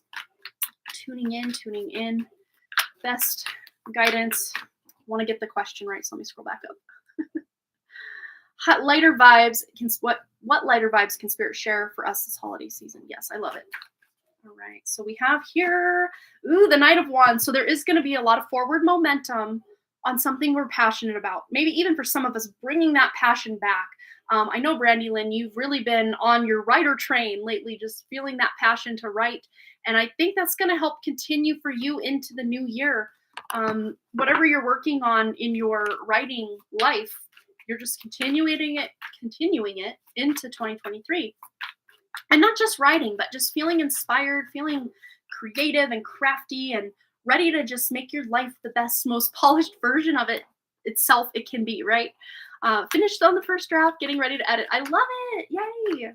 Oh, those art courses you bought. See, yes, really tuning in. And yes, it's like a whole new cycle is starting for you this holiday season. If you're already kind of tuned into that, and will continue to be tuned into it, but it's already started because you're closing out old versions, maybe where you had imposter syndrome, or you just felt like, I don't know, what's the point? I get that way a lot, is like, I would love to do all these things and create all these things, but like, what's the point? Like, I get that way a lot, but I think sometimes that is like a psychic attack in and of itself to keep us complacent or to keep us from really expressing that creativity.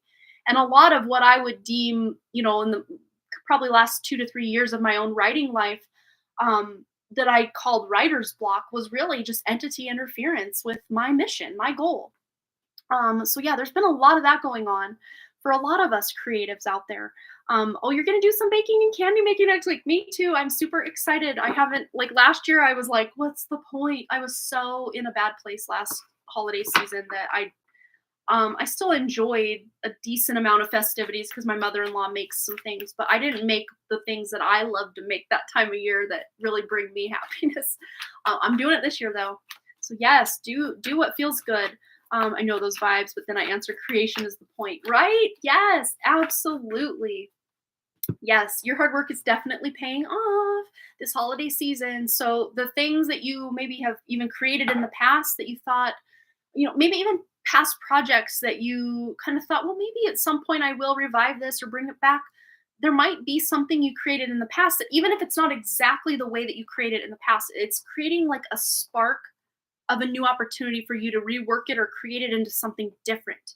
Not the main project you're working on. To me, this was like a file cabinet drawer manuscript or something, an idea that you had that you never put into into play because maybe you didn't know quite how to write it or quite how to create it. It doesn't even necessarily have to be a writing project. It's a project though. It's a very creative project for you, Brandy, that and to me, this feels like after March of next year, you're picking up vibes on something that you kind of tuned into in the past, and now you're ready to bring it forward. Me too. I just could not paint at all, but now I'm literally trying to get over it. Yeah, as if someone's forcing me to stay awake, right? So many of us, I think that's such a trap, is saying, "Oh, I'm creatively blocked," because then the more we say that or think that, the more we reaffirm it as our reality. And sometimes, just even if we don't feel like doing anything creative, just literally getting all of our tools and our, for me, pulling up my manuscript and just getting to work, that will defeat all of these blocks. Even if you're just kind of sitting there for a moment looking at a blank page, like, okay. Even if I sometimes write, like, literally, I don't know exactly what this scene is going to look like, but I know this conversation needs to be had. I know this, thing needs to be revealed in this scene. And I sometimes just get the wheels going in a more logical way. And then that creativity does start to flow. So yeah, I mean, you can apply it to pretty much any kind of art form, but this is also about making plans. So you're making plans. You don't have to necessarily be taking action on this new project, Brandy Lynn, yet, but you're making plans. Maybe you're writing down ideas or getting little glimpses into what this thing could be. Yes, I won't get into it now because of this. It still be text blocks in the chat, but yes, yeah. So you know what this is. You're making plans. You're writing things down. You're figuring it out. And I'd say between now and March, you're really laying the groundwork for something really cool that you're creating. Again, I really do feel that it's something from the past that you're kind of reviving or redoing, revamping, or a past idea that you didn't ever really go too deep in that you're now bringing online. Because I have both of those scenarios, it could even be two. One that you did revive from the past, and then one that you had an idea of but never knew really how to make it come about. You're now making come about. So there could be two projects. Now that I'm getting major clarification, it's two projects. That's awesome. Cool. All right, one more. Ooh, yeah, Seven of Wands. So you might even be, to me, this feels like in competition with just other areas of life. If you do have like a career outside of your creativity, or, being a mom, that's like a whole other area of life, or a wife, or a, sister, a cousin, or whatever. Like, we've got all these hats we wear and roles we play in the world. And it's just about, making sacred the time that you use to spend in your creative endeavors. It's just as valid and just as important as every other area of life. Of course, maybe we think the mothering thing is maybe more important than most of what we're doing, and probably it is, but maybe we're spending, let's just say for sake of argument, 10 hours a day parenting and being a mother, but we still spend, a half hour or an hour or whatever it is on this creative endeavor because it needs its place in the sun as well. So just making sure time management, right?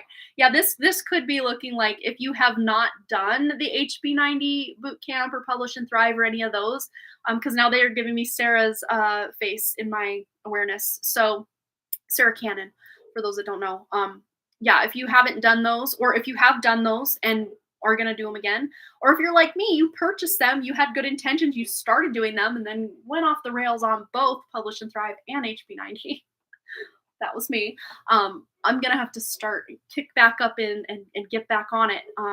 Yeah, but if that's not Sarah's stuff, it's those other courses you've purchased, and now you're ready to take the steps. Yeah, working smarter, not harder has been a mantra for me. Yes, absolutely. That is so true. I think we could all benefit from the work smarter, not harder. Because it seems to me the harder I work, the less of anything good that happens in my life, or the less, fruits of my labor come about.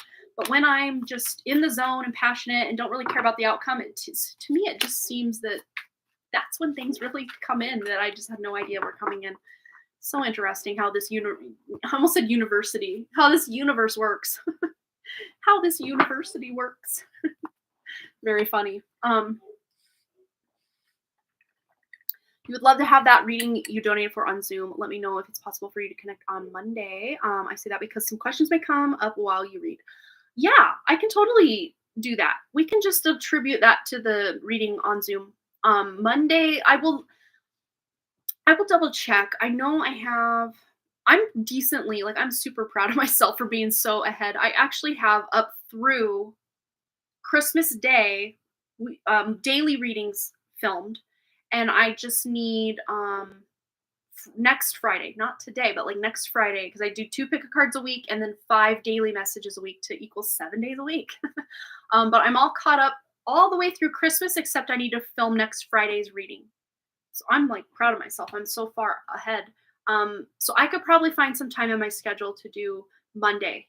Let's do that. Will you please, Amber, just shoot me an email? It's the same email I posted above, Amanda@DonePhotoDesign. Because that'll count as my little reminder. I need to get that. I'll look at my schedule and then we'll get it scheduled.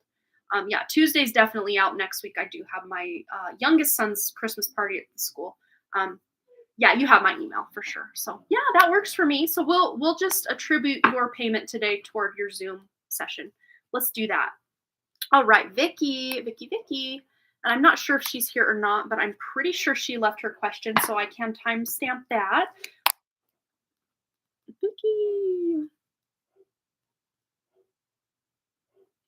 Okay. And I'm going to actually send my husband a quick text message to see if he's picking up the kids today or if I am. I still have over an hour and 15 minutes before I have to leave if it is me, which will more than cover everybody here. Because we only have Vicky one card. Oh, she's here. Hi, Vicky. And then Jamie and then Amber we're going to do Monday at some point. So let me just double check though what our schedule is here. Oh, he's already texted me today. When I was live.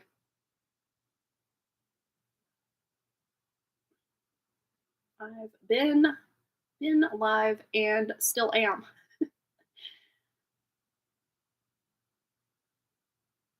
Am I getting them today or you?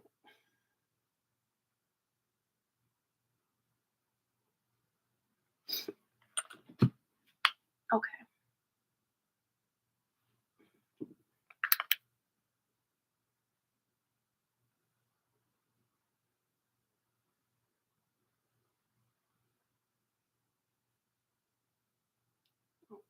We're gonna look at Christmas lights tonight too.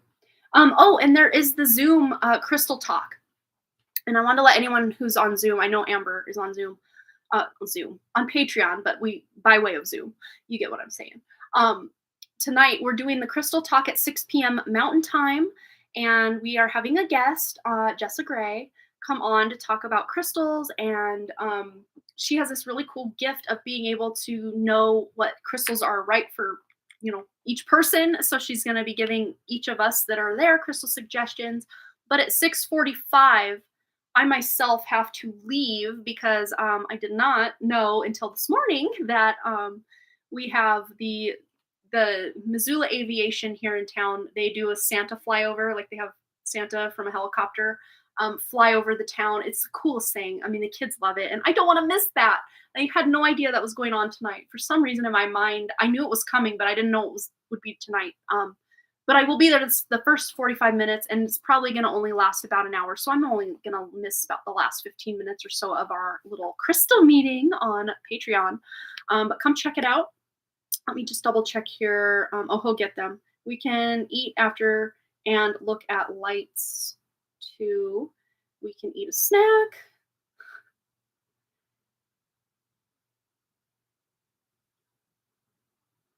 They get home. Okay. Mom life. Okay. Okay, so he's gonna pick the kids up. So yeah, I'm yours until you don't need me anymore. Okay, so Vicky, she's here. So let's go to PayPal email and get her question.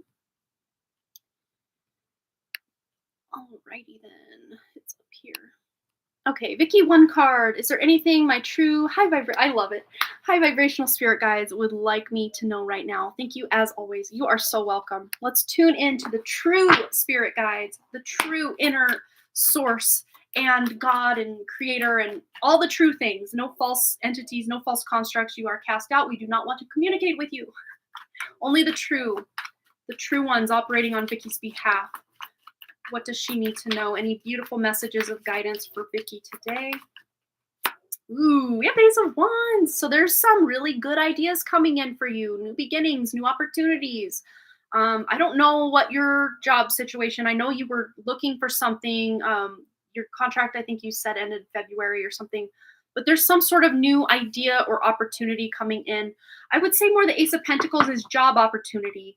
But I'm reading this as an intuition or a really divinely inspired idea, or maybe even creative project, or just a spark of something really beautiful coming in your life that you're excited about. There's some exciting stuff on the horizon. Let's just see anything Vicky needs to know about this. Yeah, it's really interesting because it's coming out of the conflict of just maybe even just everyday life. It's like you're reclaiming your own, because they are each holding an Ace of Wands here, right? It's like instead of fighting with everybody else, this could be, the Matrix or the construct, or just feeling like life is so hard and having to fight everything. Instead, you're just kind of removing yourself from the equation, just backing away.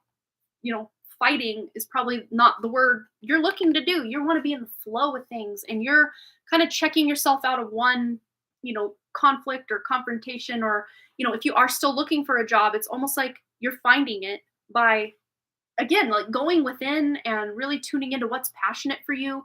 And I know we were kind of talking in Cheyenne's reading about how you've been kind of asked to just not settle for anything less, and poor wonderful Cheyenne is just almost expected to just take whatever's going on. Oh, you're here. Cool. Yeah, you'll be next. So you can actually just post your question now, Jamie, and we can get right into it. But it's very interesting because, like I was saying, with removing yourself from the equation of having to fight or feel like, settling for scraps of anything, you remove yourself from that equation. What's left is the Four of Wands, which is a very harmonious energy. And then the funny thing is, the Four of Wands comes out. So through some introspection, you're getting some really divinely inspired ideas that are going to help you not feel like life is so chaotic or difficult, to where it's going to turn that difficulty into something much more harmonious. So if you have not found that job yet, or that opportunity yet to replace the university, or I can't remember if it was your job at the university as well, to replace the contract that ends for you very soon, or has ended, I'm not sure exactly your timeline. But you're replacing that kind of chaotic energy of needing to find or needing to prove yourself with a harmonious outcome, meaning you're finding what you're looking for in some way, shape, or form. You're finding that next good golden nugget of opportunity coming in. Let's see.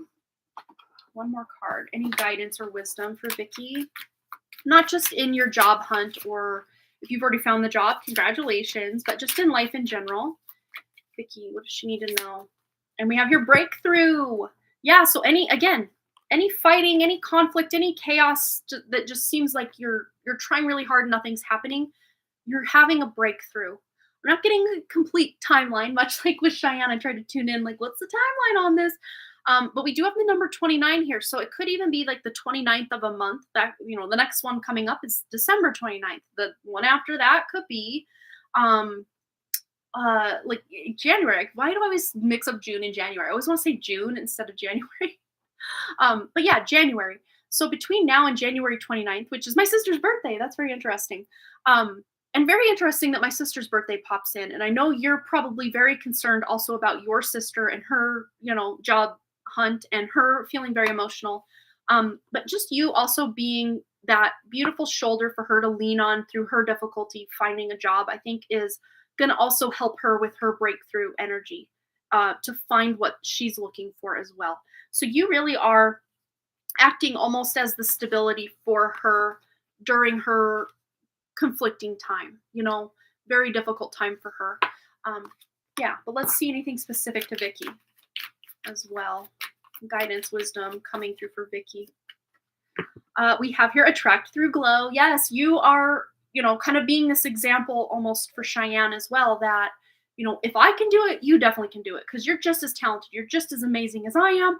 I mean, not like you're saying you're amazing, because sometimes when we tell ourselves we're amazing, like to other people, like that can sound very conceited, but like on a soul level, you're amazing, right? But you just shining your light and getting a contract or a job that feels really good to you is gonna, on some level, also let Cheyenne know that there is something beautiful and amazing out there for her as well. So it's almost like you two are helping each other through these times for sure. So big hugs to both of you. I really do hope you both find what you're looking for on the job front, and don't have to settle. You shouldn't have to settle for anything less than what you deserve. And you both have gone so far in your education. You deserve something amazing. Both of you do. And I love you both. And I hope you have a wonderful holiday season between now and, all these contracts with your job ending. You don't have to stress out about where that next paycheck is coming from, because that could be very stressful, specifically like in the holiday times.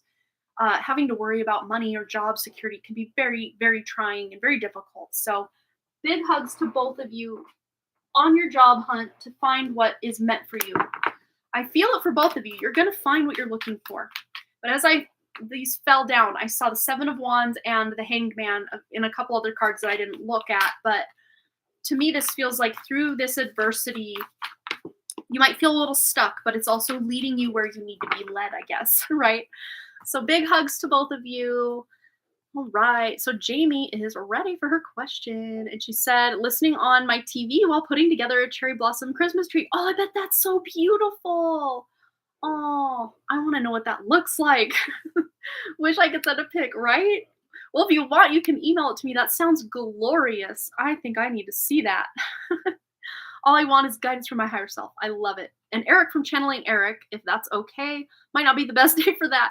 No, I will do that. I will do that. I do feel that there is a beautiful soul essence with Channeling Eric, because I know at my beginning of my awakening, I tuned into that, and I think he's snarky and fun and awesome. Loved your spiel, by the way. I love when you're your authentic self. Thank you so much.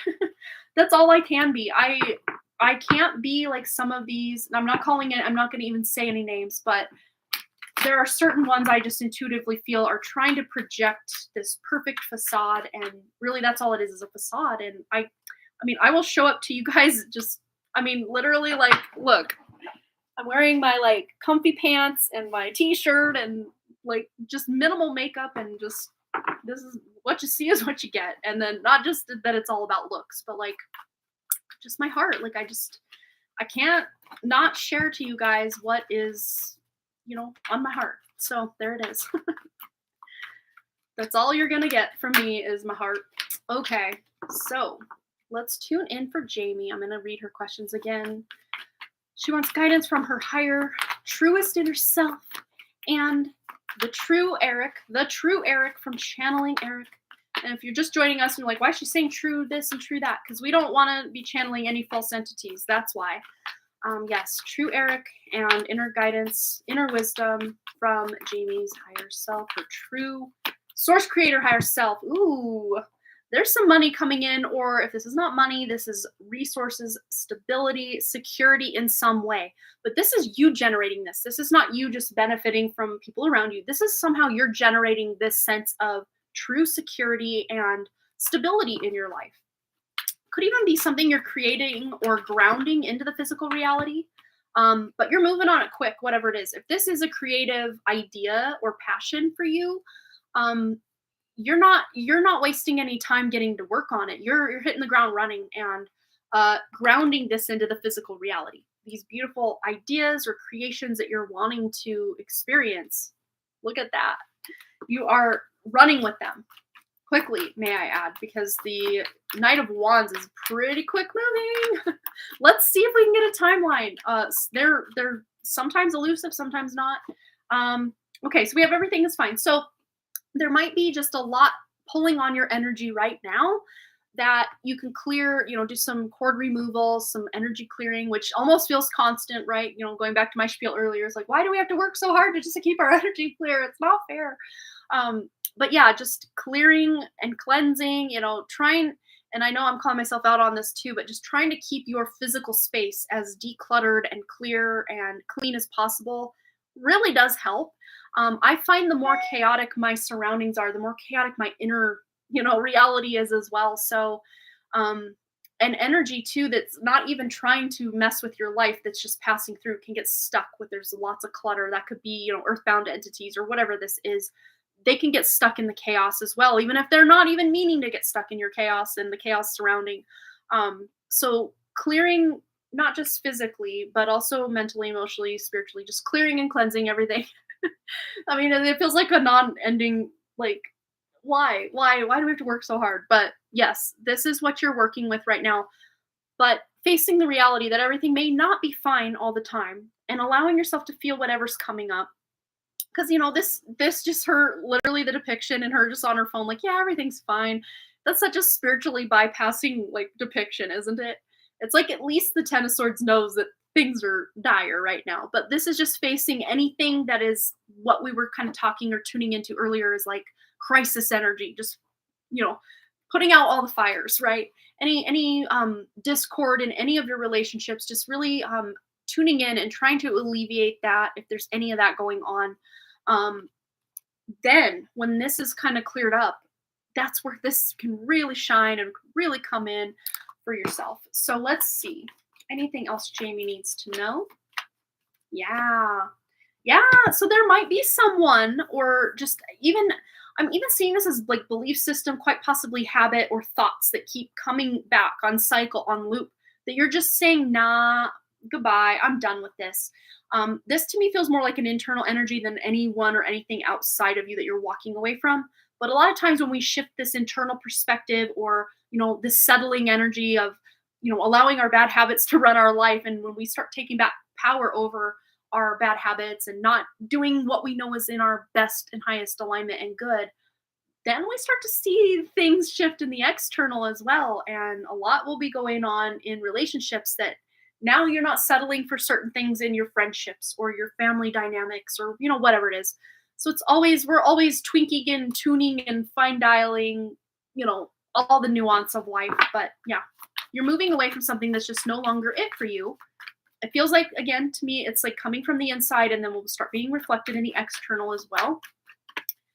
But yeah, you might just feel stuck right now, not really knowing what that is, or, what is this? But I'm really seeing in January, mid-January, that you're showing me like, boom, number 15, just really big. So that's like less than a month from now, because today's the 16th. So sometime between now and maybe even right on January 15th, I don't know, mark a calendar, see if it actually comes to play that way, that you're getting some pretty big clarity on something you're no longer doing. Could even be like some sort of, a lot of people set New Year's resolutions or something. Could have to do with that. Some New Year's resolution you're setting. You're like, I'm not going to remain trapped in this way of being anymore. I'm going to do this instead. But a lot of times, though, if you're trying to overcome a bad habit, let's just say like one of my bad habits back in the day was just, coffee and too much coffee, and coffee every morning and coffee every afternoon. And in 2017, I just said, I can't let coffee run my life. I'm literally planning my whole day around coffee, and I don't want to be this person. So instead of just cutting out, I did cut off coffee cold turkey, which I would not advise to anybody, by the way. Replace it with something else. Smoke and drink a lot of Red Bull. Those could be the two vices. But I would say, again, instead of just trying to cut all that out cold turkey, replace it with a habit that's going to positively impact you. Smoking, one thing smokers would do instead would be to like eat candy, or, the oral fixation of smoking, or just the habit of smoking. Replace that habit, spend that time doing something else. Recently picked it back up because everyone here smokes. Yeah, and it can be such a really bad habit, but at the same time, when you can overcome it, you feel so empowered. Like, if I can overcome this, I can do anything. Both my brother and my sister were smokers for years, and both of them just didn't want to be a slave to the cigarette anymore, and they both just quit. But yeah, starting there, I think that would really benefit you. And that, to me, it creates like you almost like need, or you're like a slave to it, is almost how it feels. I've never been a smoker or even Red Bull or drinking or anything, but I do have a past life that I can recollect very vividly, where I was a hardcore alcoholic. So even when, from a very young time, when I was like a baby, I have memories when I'm a baby. I know a lot of people don't, but I remember my sister, who's 22 months younger than me, when she was born. I remember that day like it was yesterday. So weird how that is. But my dad still is, but was at the time as well, a hardcore alcoholic. And he would kiss me on the lips, and it'd just be all slobbery and alcohol tasting. And as a baby, as a little kid, I remember that that's not good. I knew that wasn't good, because I just, I didn't know at the time, oh, my past life, I was an alcoholic, don't want to do it. Like, but just intuitively, innately, like just the taste of it, I'm like, I'm not doing that in this life. So yeah, you're overcoming something, but literally tuning into your own inner personal power to help you with this. And yeah, the kids, that can be difficult. Yeah, my grandma used to have this old 77 Thunderbird, and she'd pick us up from school like on a really hot day, like in the springtime, and she'd have all the windows up, smoking inside the car, and my brother and I would almost be on the verge of puking by the time we'd get to her house. And then my brother became a smoker, and of the three of us kids, I was the only one that never smoked.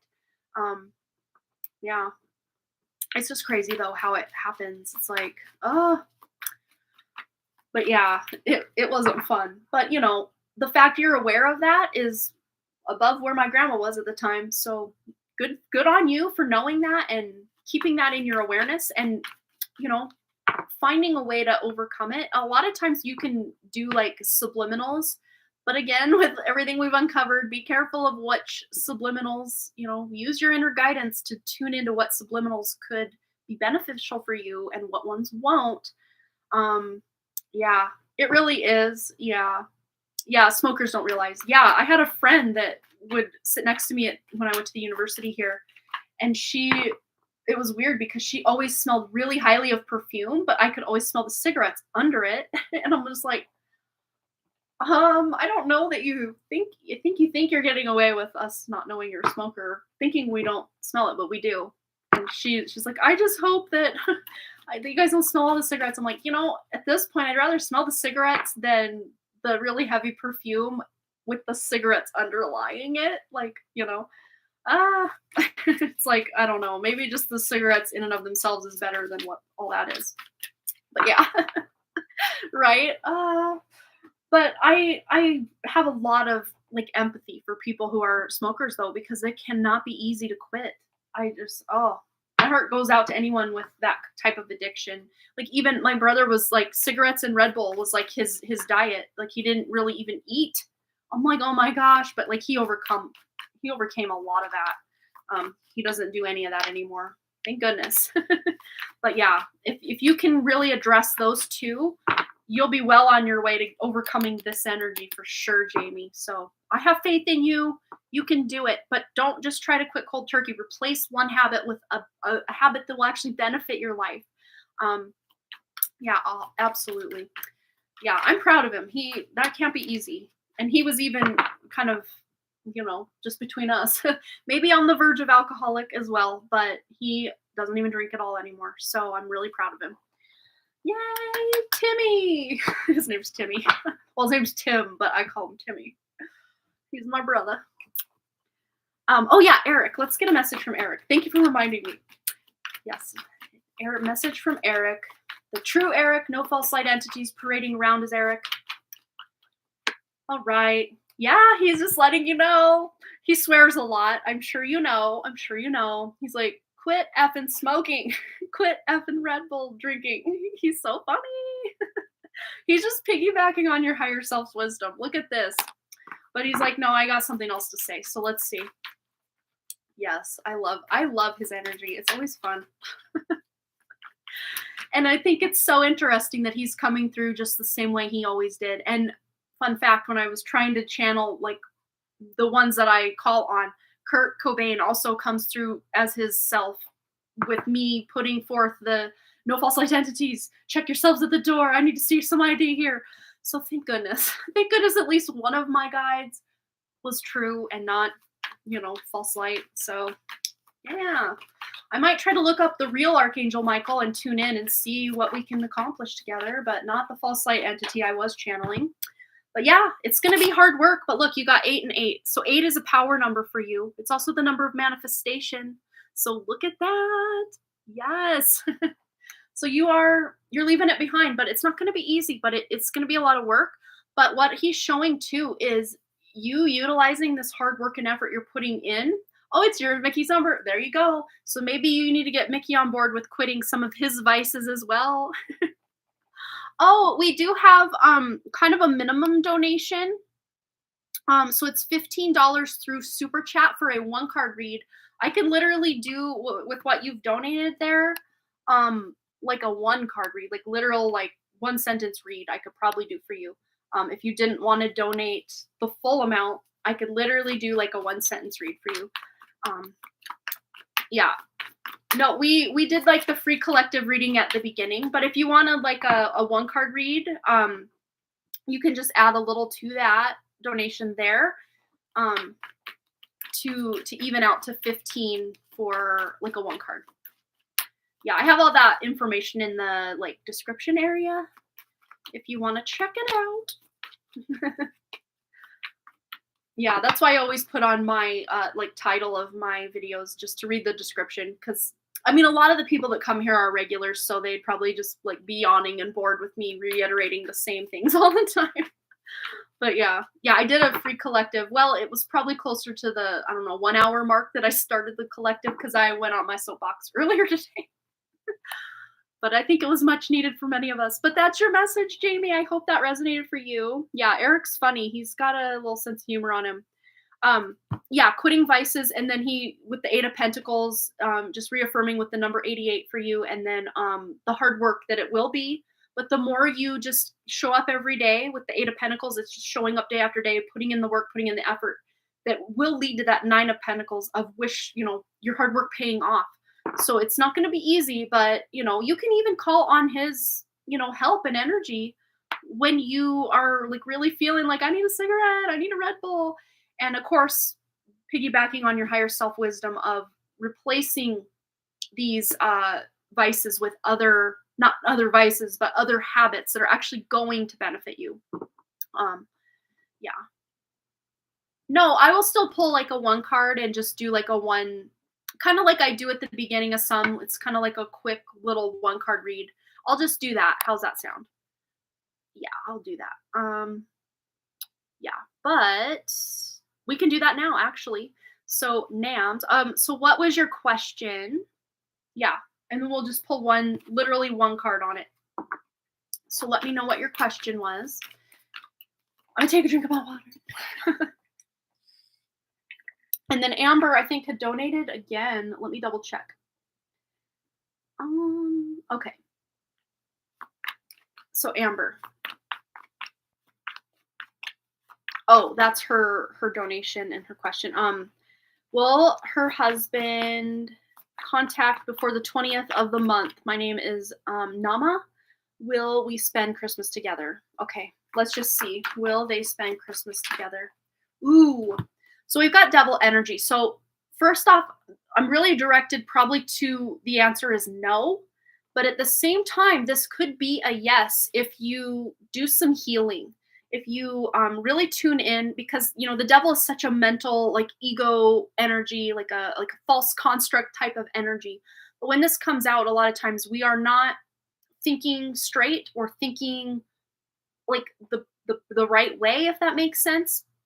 So I would say, as it stands right now, the answer is probably no. There's too much toxicity or sadness or resentment or fighting, kind of like fighting energy between the two of you. But if you do some inner work between now and then, you could possibly change this to a yes. So let's just see if NAMS does this inner work and tries to remain neutral after doing some inner work. Yeah, there's a patience here, so it may not possibly happen before Christmas.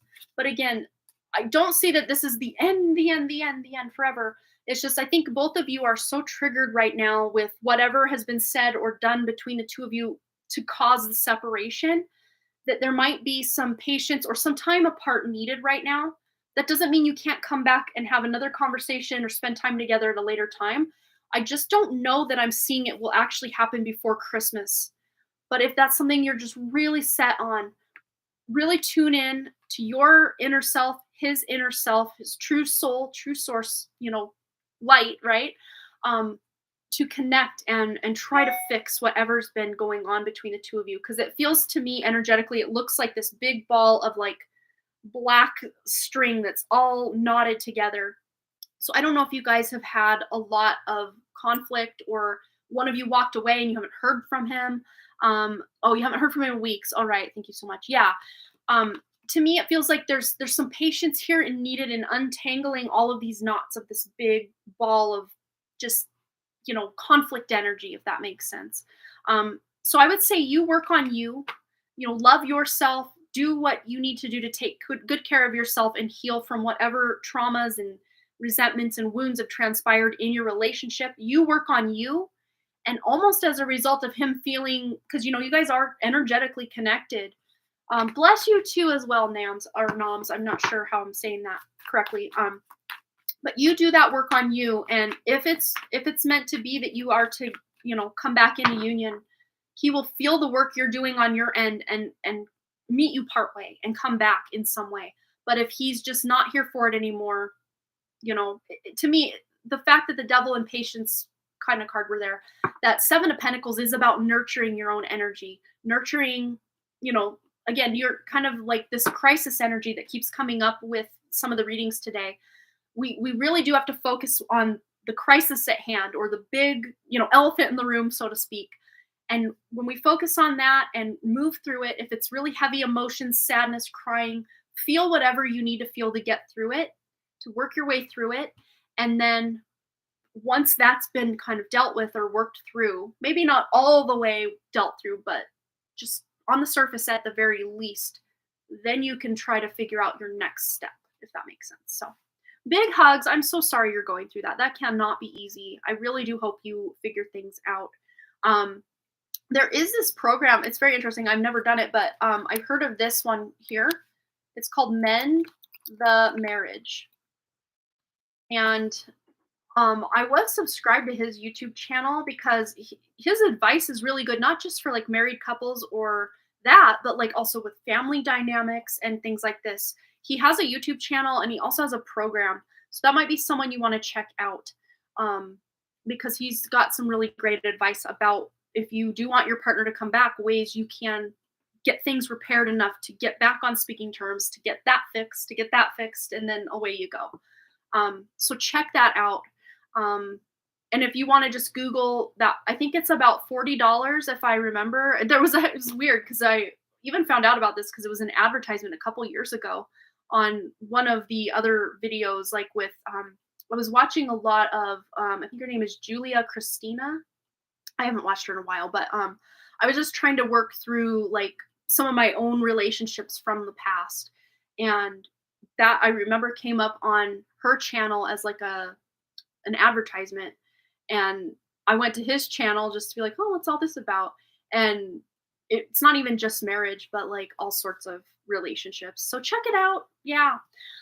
All right, you guys. So now we have Amber up next, and we will get into your question. I think that's the last donation I'm going to take, just so I can go have some lunch and unwind just a bit before my kids come home. Thankfully, my husband's picking them up, so I don't have to go down there and get a parking spot in, 20 minutes, 30 minutes from now, half hour from now or so. All right. So I got connected to a soul sister. She will be building me my website. I'm so triggered right now that I cannot think straight. I'm getting into a trap on this a trap, or this is a genuine person. There's so much facade I'm seeing these days that I'm scared. Also, I have plans of launching my business. I have a name figured out and I want to establish a brand. So please, some guidance from my beautiful creator and high vibrational team. Yes, let's tune in. I'm just going to go with this deck. So let's just tune in specifically to this soul sister's intentions. I'm not feeling anything nefarious yet, so that's good. But let's just see what Amber needs to know about the intentions of this soul sister. All right. Whoa. Okay, so yeah, you might be in your head just because of all the stuff that's been going on, but let's get some clarification. Yeah, Hierophant and Judgment. Okay, so if there is any deception here or any just not in your best interest, and again, this is not saying that this soul sister is the one orchestrating this. This could be false entities working through her if that's what's going on, because that's what's going on in about... If we're being real honest, probably 98% of the spiritual community is infiltrated, if not higher percentage. So it's not these people's faults. I don't think they're purposely setting out to channel false light entities or give false information. I know I wasn't, and I know I don't, and I know I didn't. But once we start setting these intentions, and we're going to start to see the true lights shining through, whether this is these people intentionally doing these things or not. But there is an awakening coming here with this person surrounding your own sovereignty. So I think what this is really meaning, though, for you, Amber, is you realizing, yes, this person's helping you. That's awesome. But there's a lot that you kind of maybe rely on this person for that you're realizing you can do for yourself. Not so much maybe the website. I think this person's probably fine to be able to do this website. But again, this energy might just be peeking through because of everything we've uncovered and you've been feeling in the last couple months, and we've all been feeling triggered literally, and with the migraines and the headaches, and it just all feels so confusing to all of us right now. So I can totally see why this came out. I mean, this has been coming out for me in my own readings, like, every other day, it seems like. So yeah, I can see why that's there, but I don't see that she has any personal, like, anything bad going in your direction. So that's a sigh of relief right there. Yeah, she's going through that as well. Absolutely. So maybe even just, yeah, the suicidal thoughts, because I even had some of that come in as part of the spiritual attack. Like, why am I even here? I don't even want to be here. Maybe I just need to, and of course, this is not me. And then the real, like, the observer, the real soul spark of me is just like, no, not happening. But those thoughts came through. Like, what if I just died? Like, what, then what? Like, yeah. So I get it. It's been happening to me too. So anyone out there that even the thought coming in right on the coattails of the thought, you're like, yeah, no, no. But like, ew, just know you're not alone. We're all getting this to happen. They want us to do this to ourselves because every time we reincarnate, it acts as a reset, wipes our memory card basically, and we start all over. And we're told, oh, that's so we get the lessons of this life. Like, I don't buy that fully.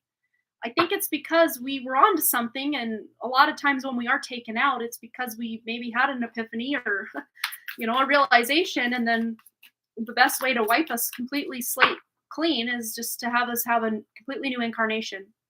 So don't do it. Don't listen to those thoughts, you guys. Maybe even have her watch the beginning of this live stream. The first hour or so, I think we really went in on what's going on for a lot of us, and we're intuitively knowing that it shouldn't be this hard. To be spiritual and tune into our actual light should not be this hard. And that lets us know we're maybe not tuning into the right light, right? Yeah, but once we start setting these intentions, the facades, the masks, they start to slip and we can see the truth. Maybe not every time we set an intention, but the more we take our power back, embody that power, and show up, that's why they're working so hard and have so much against us, is because we are so powerful. So that's like our, slip in our back pocket, or our golden ticket, is to know they wouldn't be working so hard against our light if we weren't so powerful. So basically their Achilles heel is them letting us know they're working so hard against us because we are so powerful. And when we start reclaiming that power and going around their false light, they can't do much. It's just finding our way out of those matrices here, there, and everywhere. I know. Why would they attack us? Because they are shit scared of our. That is absolutely correct. Yeah, but let's tune into your business stuff now. I think you're fine to work with her, and maybe even talking to her about all these thoughts and craziness, and showing her this first part of this live stream can maybe help things.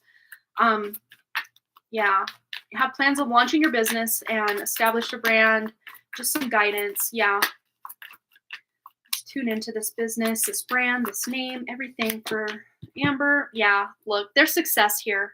It's just about kind of feeling your way through the dark of all of this that's been going on, that it's really difficult for us to even know, do I go this way? Do I go this way? But know that whatever choice you make, whatever direction you go with your business, even if it's like my business, The Done Creative, which is still, when I very first thought of the name, I wrote it up there and I put it, The Done Creative LLC. And that still is what it's called on the LLC front. But on the now online front, it's more Harmony Portal Tarot. But do I consider everything I did under that a complete mistake? Absolutely not. I knew it came to the end of the road with that, me calling myself that on, YouTube or even Patreon. I just knew it was time to, jump ship. But that doesn't mean I made the wrong choice with this, because it led me to where I am now. So even if the business you're setting up and you're not sure what direction to take, just take what intuitively you're guided to take in every moment. Even if you decide to do a U-turn or a 180 or a flip back and forth, whatever you decide to do after that, this led you there. So don't look back on anything as a mistake. Just know that certain things are leading you where you need to go. Okay. Yeah, thoughts are around my past trauma, especially coming up due to my brother's visit. Yeah. Oh, you donate on PayPal. All right, Katie, we'll get right into your one card right after Amber's read, which we're wrapping up here in the next few. But yeah, thank you so much. I helped connect her to her brother who had committed suicide. Thoughts around my past trauma, especially coming up due to your brother. Yeah, let's just see anything you need to know. Yeah, there's a new beginning here. So it's almost like, it's very interesting because I'm being shown your trauma. You know those little, what do they call them? A trundle bed? I don't even know if that's a word or the right thing, but they're showing me like a drawer you pull out from under a bed that's like another bed. Have you heard of those? It's almost like for the time being, you're putting all of the trauma, all of the stuff from your brother and your connection from the past, like you're kind of putting it under the bed while he's there. You don't have to make it like the beacon or the lighthouse of everything and diving into all this trauma. Just putting it away as much as you can. Of course, if certain things are happening and you feel triggered and need to say something, please say something. But I really do feel you're going to be very pleasantly surprised that, oh, your brother has it in his kid's room. Oh my goodness.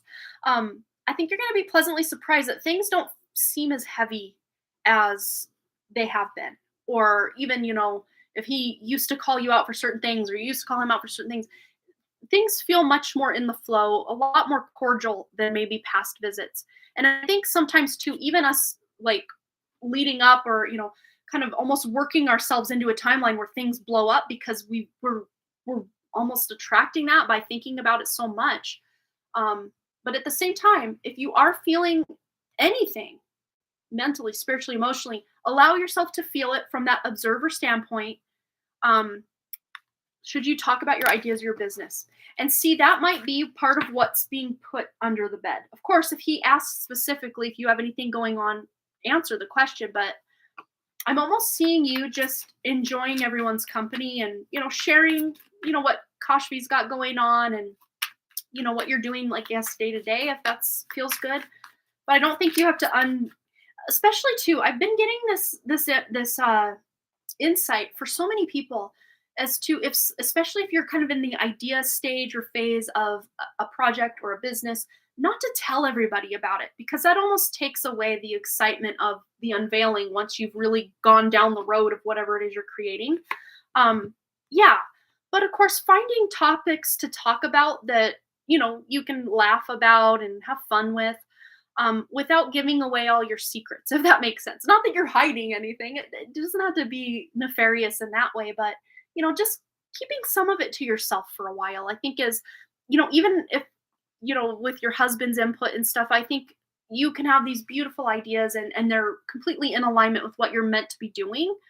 But just hearing other people's input or opinions or, them poo-pooing on it, like, oh, that'll never work. You're not good enough. That's woo-woo stuff. That's, just hearing their insight really puts a damper on things. So it's almost like just drawing that line in the sand, like, this is for me for right now. Me and my soul sister and, my little community of people who get it on a deeper level, and just not telling everyone else about it.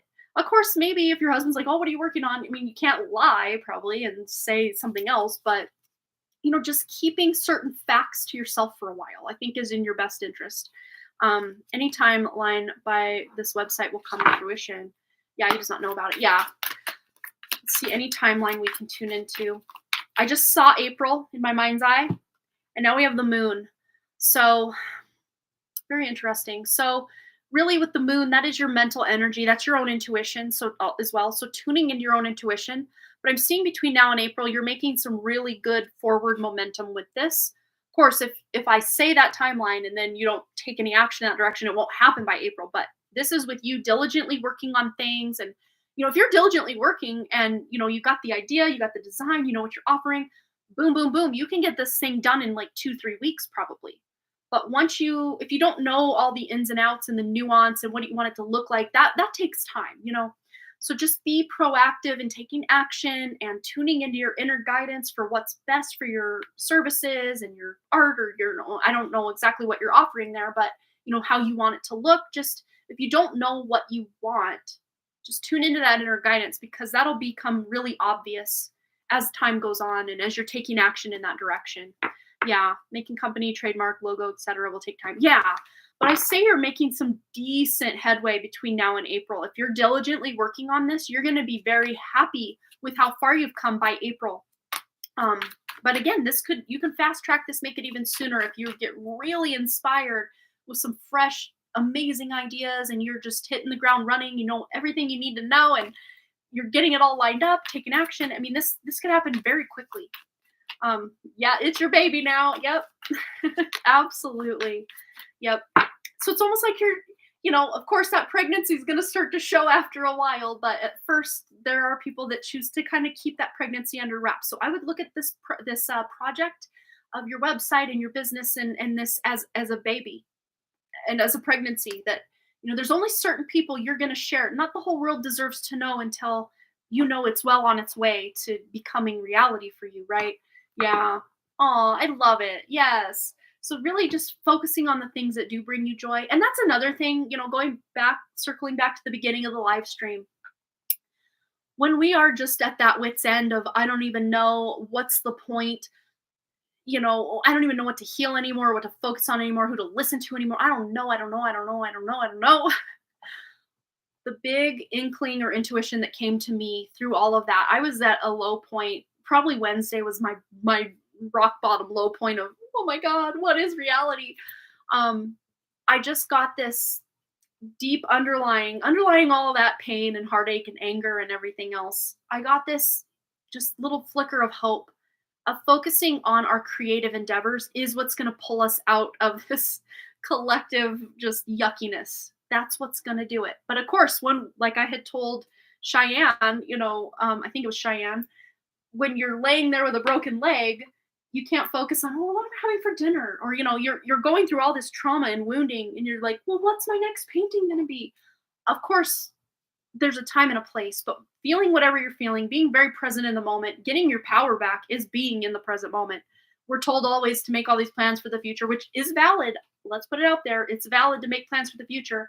And of course, healing from the past, it's valid. But when we're spending more time in the past or more time in the future than we are in the present, that's when we have a big problem, because our power is in the present moment. Why do you think we're distracted constantly to do so much in the past, so much in the future? Is to take us out of our power, which is in the present moment. But it's obviously super, super valid to go into the past for reasons, to go into the future for reasons. It is. But it's when we are present, that's where our power lies. And they are terrified. They, meaning, what we've been talking about, terrified of us being in our power and in our present. That's why we are distracted on every level possible, imaginable. So the more you can just tune out all that outside noise and tune into you, oh my gosh, powerful being, take your power back. Yes. Let's see. I'm gonna catch up on your comments here. I was in the energy so much. For me too, Wednesday was like an eye-opener. Yeah. Wow. Like a match in what we are going through, right? I got the insight to face my fears and stop giving my power to fear past trauma. And then since I decided to be in the present, I enjoy this very moment. Yes, I get you so very much. Yeah, even at one point during like the throes of the big part of my migraine, I'm like, I had my moment of, why am I even here? I don't like this. This sucks. Why? It's unfair. We all have to allow ourselves to feel whatever's coming up, but don't attach to it, right? And then I felt so empowered of, I feel like, I have to find the silver lining of it. Like, I feel like such a spiritual warrior being here, literally being psychic attacked, but I'm still breathing. I'm still going. I'm still here. They can't take that away from me, at least not yet. Right. And that's where our power lies, is in the present. And when, we can even feel like, yeah, this sucks really huge for me right now, but like, I'm still here. I'm still going. I'm going to keep putting one foot in front of the other. And then once we can really start to feel like in the high flow, high vibe again, because it's not all high vibe, because we got a whole plethora of vibes going on this planet. But when we're really in the flow, when we're really in the zone, that's when we can really take our power and amplify it even bigger. So yes, it seems to me, at least in my personal life, and probably for you, Amber, and yours, that a lot of these low points are really outweighing or outnumbering the high points in life. But yet at the same time, we still get those high points once in a while. Even if it's just a fleeting moment or a fleeting day where everything feels really good and okay, now I can do it. I can be in alignment and do what I need to do. but it just feels like those downs last so much longer than those highs, right? It's just it's not fair, but we got this. Yes. Been that warrior since birth, born before time, placed in ICU. Oh yeah. Yeah. So you've already been fighting basically since you took your first breath or even before. So yeah. Yeah, they're coming more often. But the more we realize that, okay, once we see the darkness for what it is and the false light for what it is, right? Because the false light, it can only be a reflection of the actual light, because once that false light is called out, it dims a lot because they can't shine as brightly as it once did. So just us being in awareness of the fact that, okay, something shady's going on here, even if we don't know exactly who, what, where, when, why, how, and all the questions, just our awareness that, yeah, something here isn't as it seems, that brings a little bit more of our power back.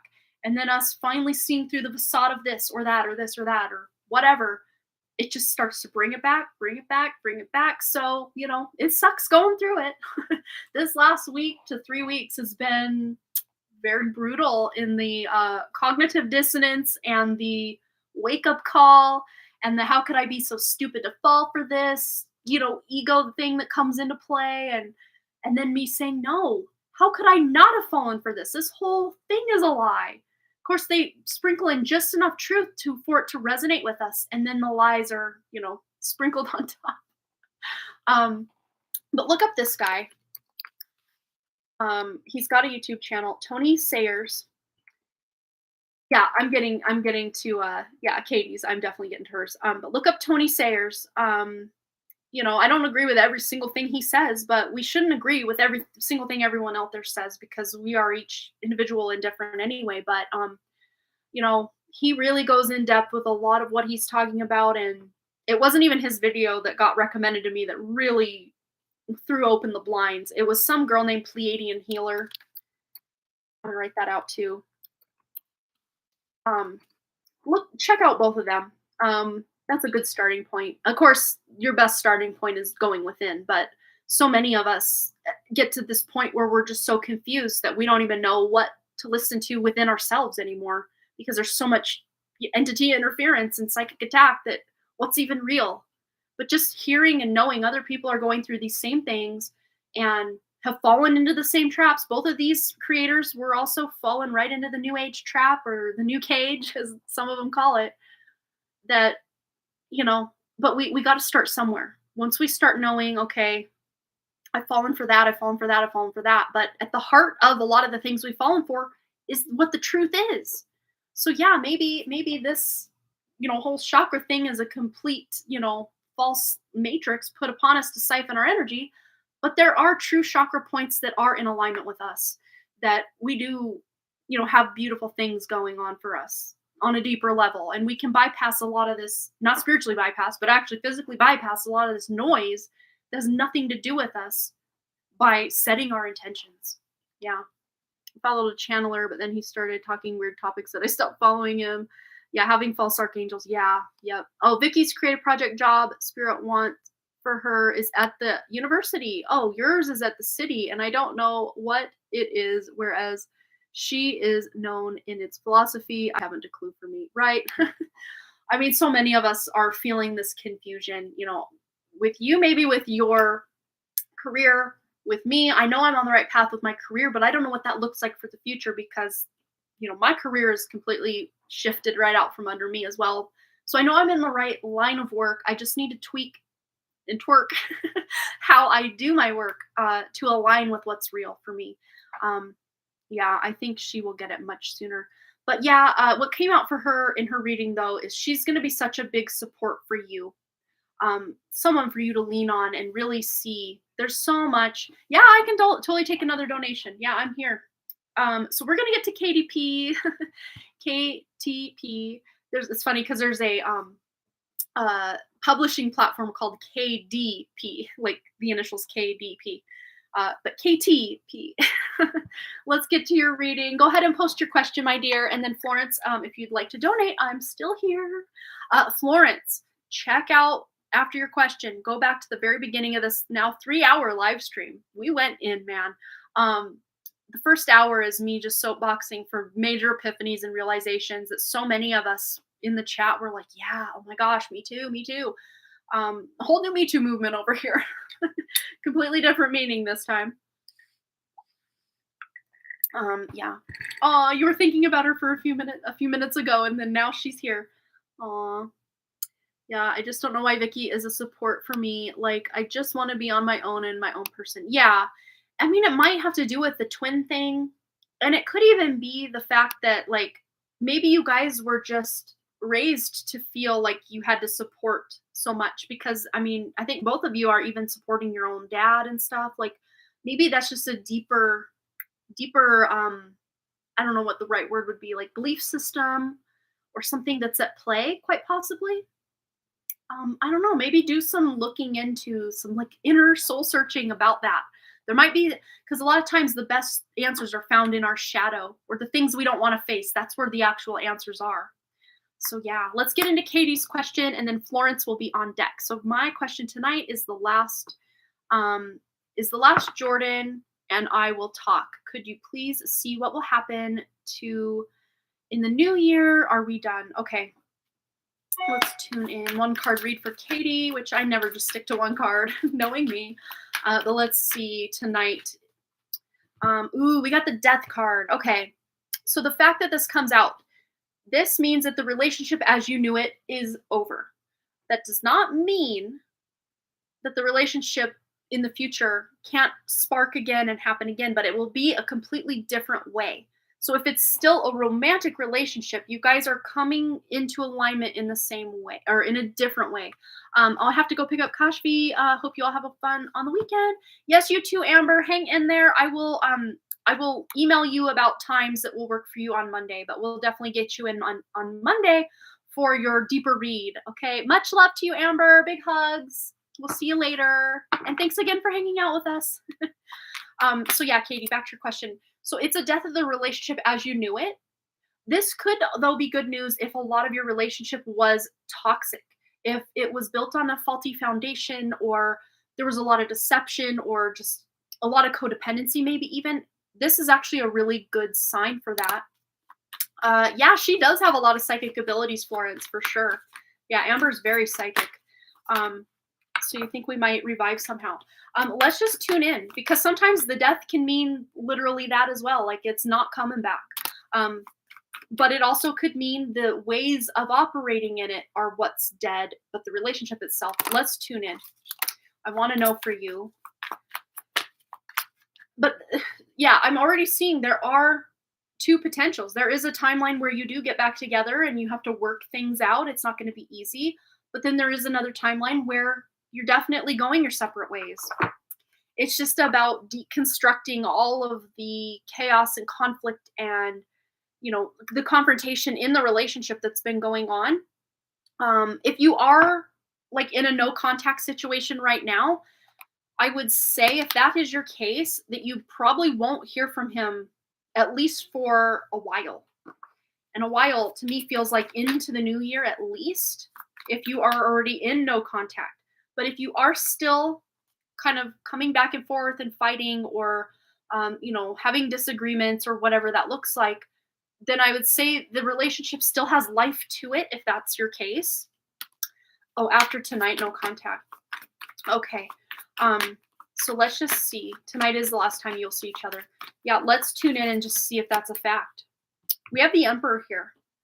So this is the masculine energy. So to me, this feels like he's in the driver's seat of this connection. So if he's the one that says, yeah, after tonight, no more contact, and then he abides by that, then that would probably be the most likely outcome here, that is the death of the relationship.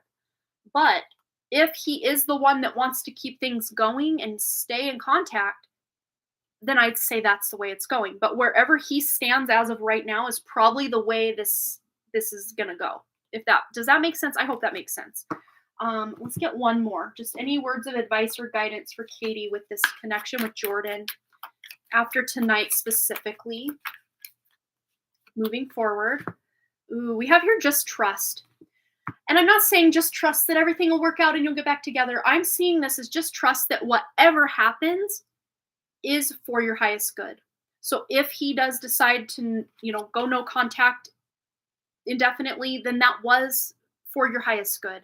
If he does decide, yeah, let's work this out, it's going to be hard work though, I'm hearing. Um, yeah, so if he will reach out, then he might be interested. Yeah.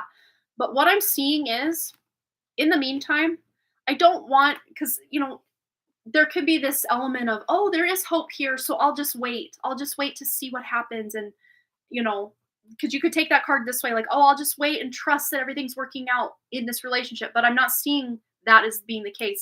If he decides to go into a contact and move on, what I want for you, not me, but like the guidance coming through, what they want for you is to focus on you and not wait for him. Because if he is meant to be for you and you're meant to be for him, trust that it will work out and you will come back together when the time is right. But don't be waiting around and it's just crickets. It's just crickets. Work on you, love you, date yourself, treat yourself, heal yourself, do everything for yourself. And if someone else that's not Jordan comes along in the meantime, then it's his loss, really. But if it's meant to be, it will be. If it's not meant to be, it won't be. But there are two timelines that are very equal in weight. I'm almost seeing, though, now that I say that, it's more shifting toward the timeline where you don't want him anymore after a certain point of time. Yeah, because you are what you think. So if you start to really take your power back and do your healing work and any cord removals or cord cutting from this connection, and you're feeling yourself, you're going to start to realize that I'm not better off with him. I'm better off without him.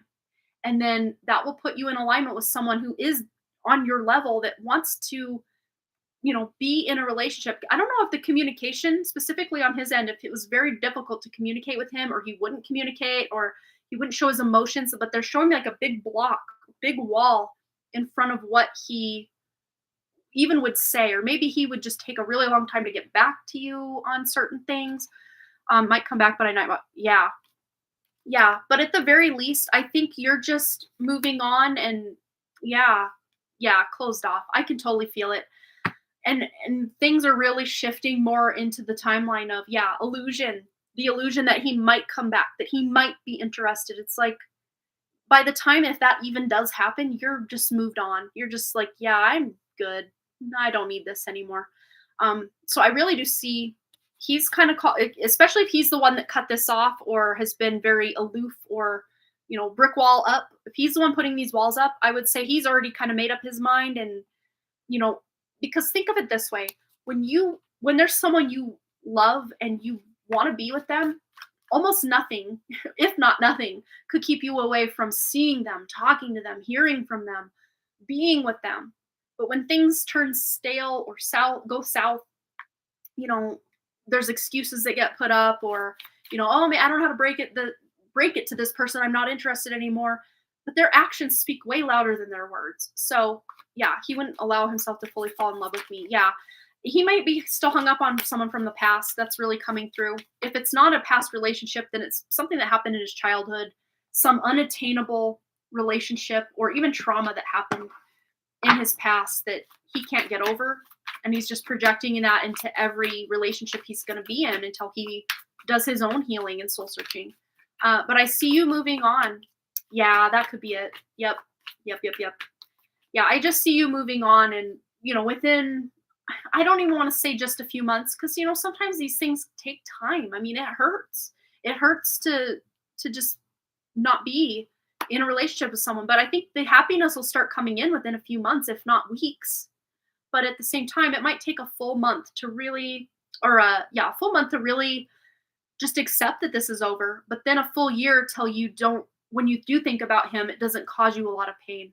But yeah, it is time to move on. Yeah, look, there's new love out there for you, but it's going to start from within. It's going to be you loving yourself and, just treating yourself like the queen that you deserve treatment from in a relationship. You just being that for yourself. And then when the next person comes along, you'll have done that healing, and you'll be that like match frequency wise for someone who's gonna, they've already done their inner work. They're ready to communicate. They're ready to love just the way you are. And you won't attract another Jordan that's, closed off and not healed and all the fun things, But I would say, just act as if this is over and just start moving on now. Like from now on, And you'll just start to notice that day by day, you're so immersed in your own life, your own goings on, that you don't even really start to think about him much anymore. But I know that first month is usually the hardest after a breakup or a no contact thing. That is just, it's a lot. But just allow yourself to feel, if you're really missing him, um, I would say don't reach out to him actually, like on any platform or text or anything, but you can write him a letter that you're never going to send. You're just going to burn it, or, talk to his higher self, or, his soul. You could talk to his soul and tell that soul fractal of him everything that you wished you could say to his face, the good, the bad, the ugly, the everything in between. That can be a really therapeutic way of feeling like you get the closure that maybe you don't get in the physical reality, if that makes sense. But sometimes just that in and of itself, you literally moving on, if there is an energetic cord there, which it seems to me there probably is, they'll feel the tug of you moving on and be like, wait a minute, I don't know about this. And then they'll have to do that inner soul searching, right? So big hugs, Katie. Yeah, thank you so much for that. You're so sweet. But yeah, you're moving on. You're gonna figure it out. But I'm not to say that it's all rainbows and roses, because breakups, or learning that someone's moving on and now you got to move on. I mean, that's not fun. That's not easy. But you're gonna do it. You're gonna find some happiness along the way. But it's happiness you're creating. You're not relying on him to do that for you, and that's where you're taking your power back. So big hugs, Katie. You got this. All right. Thanks again for your donation. So sweet. Okay. Florence says, question, can spirit give some insight about the people that came into my life the past year and the people and friends that are about to come into my life? Will my best friend come back into my life? Okay. So let's tune first and foremost, because I kind of want to almost treat this as two like one card reads, because I'm already getting a lot. I'm already getting a lot of information. So let's start with that last question. Will that best friend come back into your life? If they do, I'm already getting the information that it won't be the same. You won't feel that same deep connection. Not to say you aren't soulmates and there isn't that soul connection on a deeper level and maybe in another life, but just in this life, I think whatever needed to be, with the you two coming together, you experienced whatever you needed in this life. So if you do come back together in a later date in this life, it won't be the same. Yeah, because too much has transpired, too much time has gone by. There's too much difference in your frequencies now for you to match up the way you once did. You're just on two different paths is really what I see. And it doesn't mean that one of you's wrong and one of you's right, or, that someone's the bad guy. There doesn't even need to be a bad guy. It can just be that, you served the purpose, the relationship, what it was in the past, served the purpose for this life, and it's fulfilled its mission in this life. And now it's time to, make room for other friends by letting that friend go. So now, I know that's kind of, let's tune into this further, into this friend energy, the best friend that is no longer in your life right now. Yeah, at one point it might have felt like complete happiness, complete bliss, deep connection, like you know me better than I know myself kind of energy. But that's because this is a soulmate connection. So of course it's going to feel very good and very deep until it doesn't, right? And whatever fallout you had or parting of ways you had, completely flip this 10 of cups upside down, and it's like all the joy and love and happiness spilled right on out. But this doesn't mean you can't have another connection like this in your life. What this is meaning is the fact that this connection is moving on makes room for yet a new connection to come in, not to replace this, because there's really no replacing specific connections. But what it's going to do is it's going to be a new awareness, a new connection, a different connection. Doesn't mean it can't be as deep as this, because it probably and most likely will be. But this is you reclaiming maybe parts of yourself that you gave this person power over. Whether that's seeking advice from this person, or, putting a lot of yourself, like the value you have of yourself or your self-worth, in this person's hands, and they did something to deceive you in that way, even if it was very subtle. You're reclaiming your power. You can send them away with love, but when you do have this awareness of them, a lot of times that's them thinking of you, and then you start thinking of them, and it can create some stuff.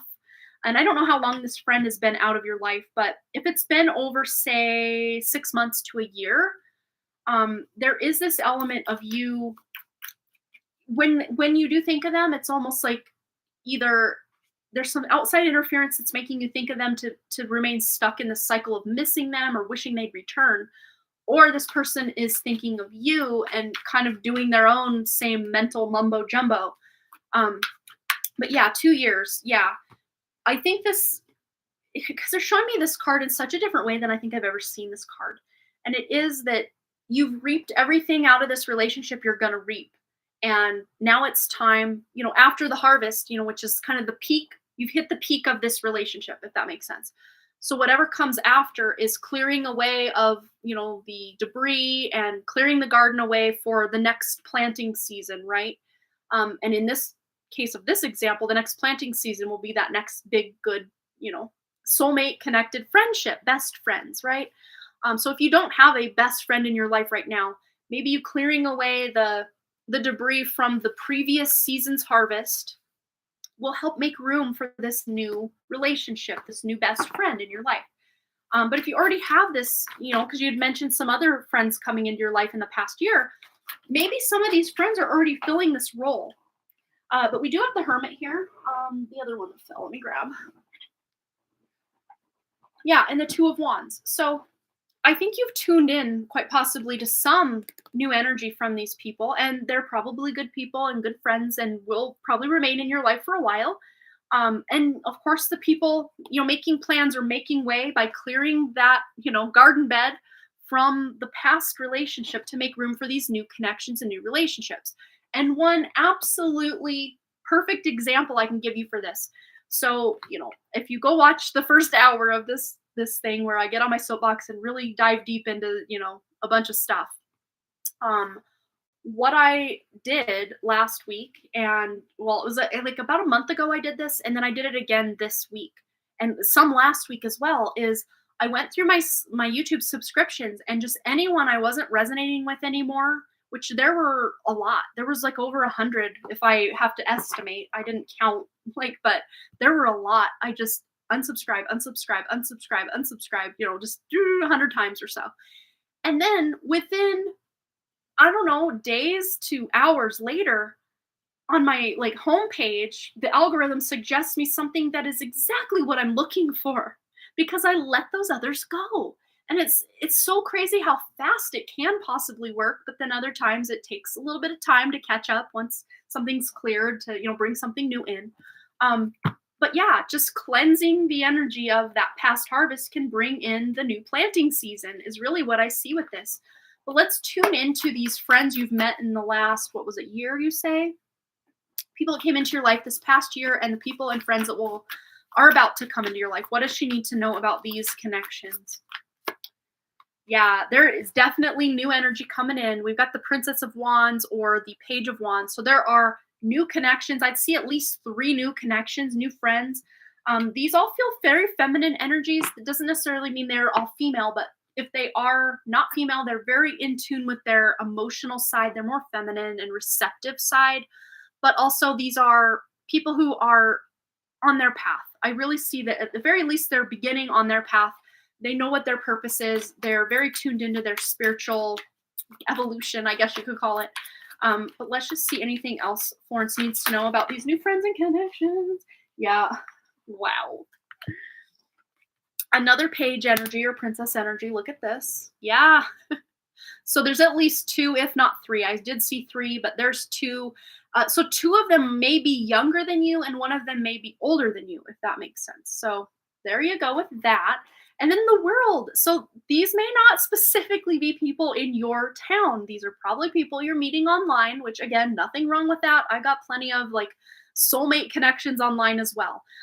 So you're probably meeting these people. They're probably at a distance.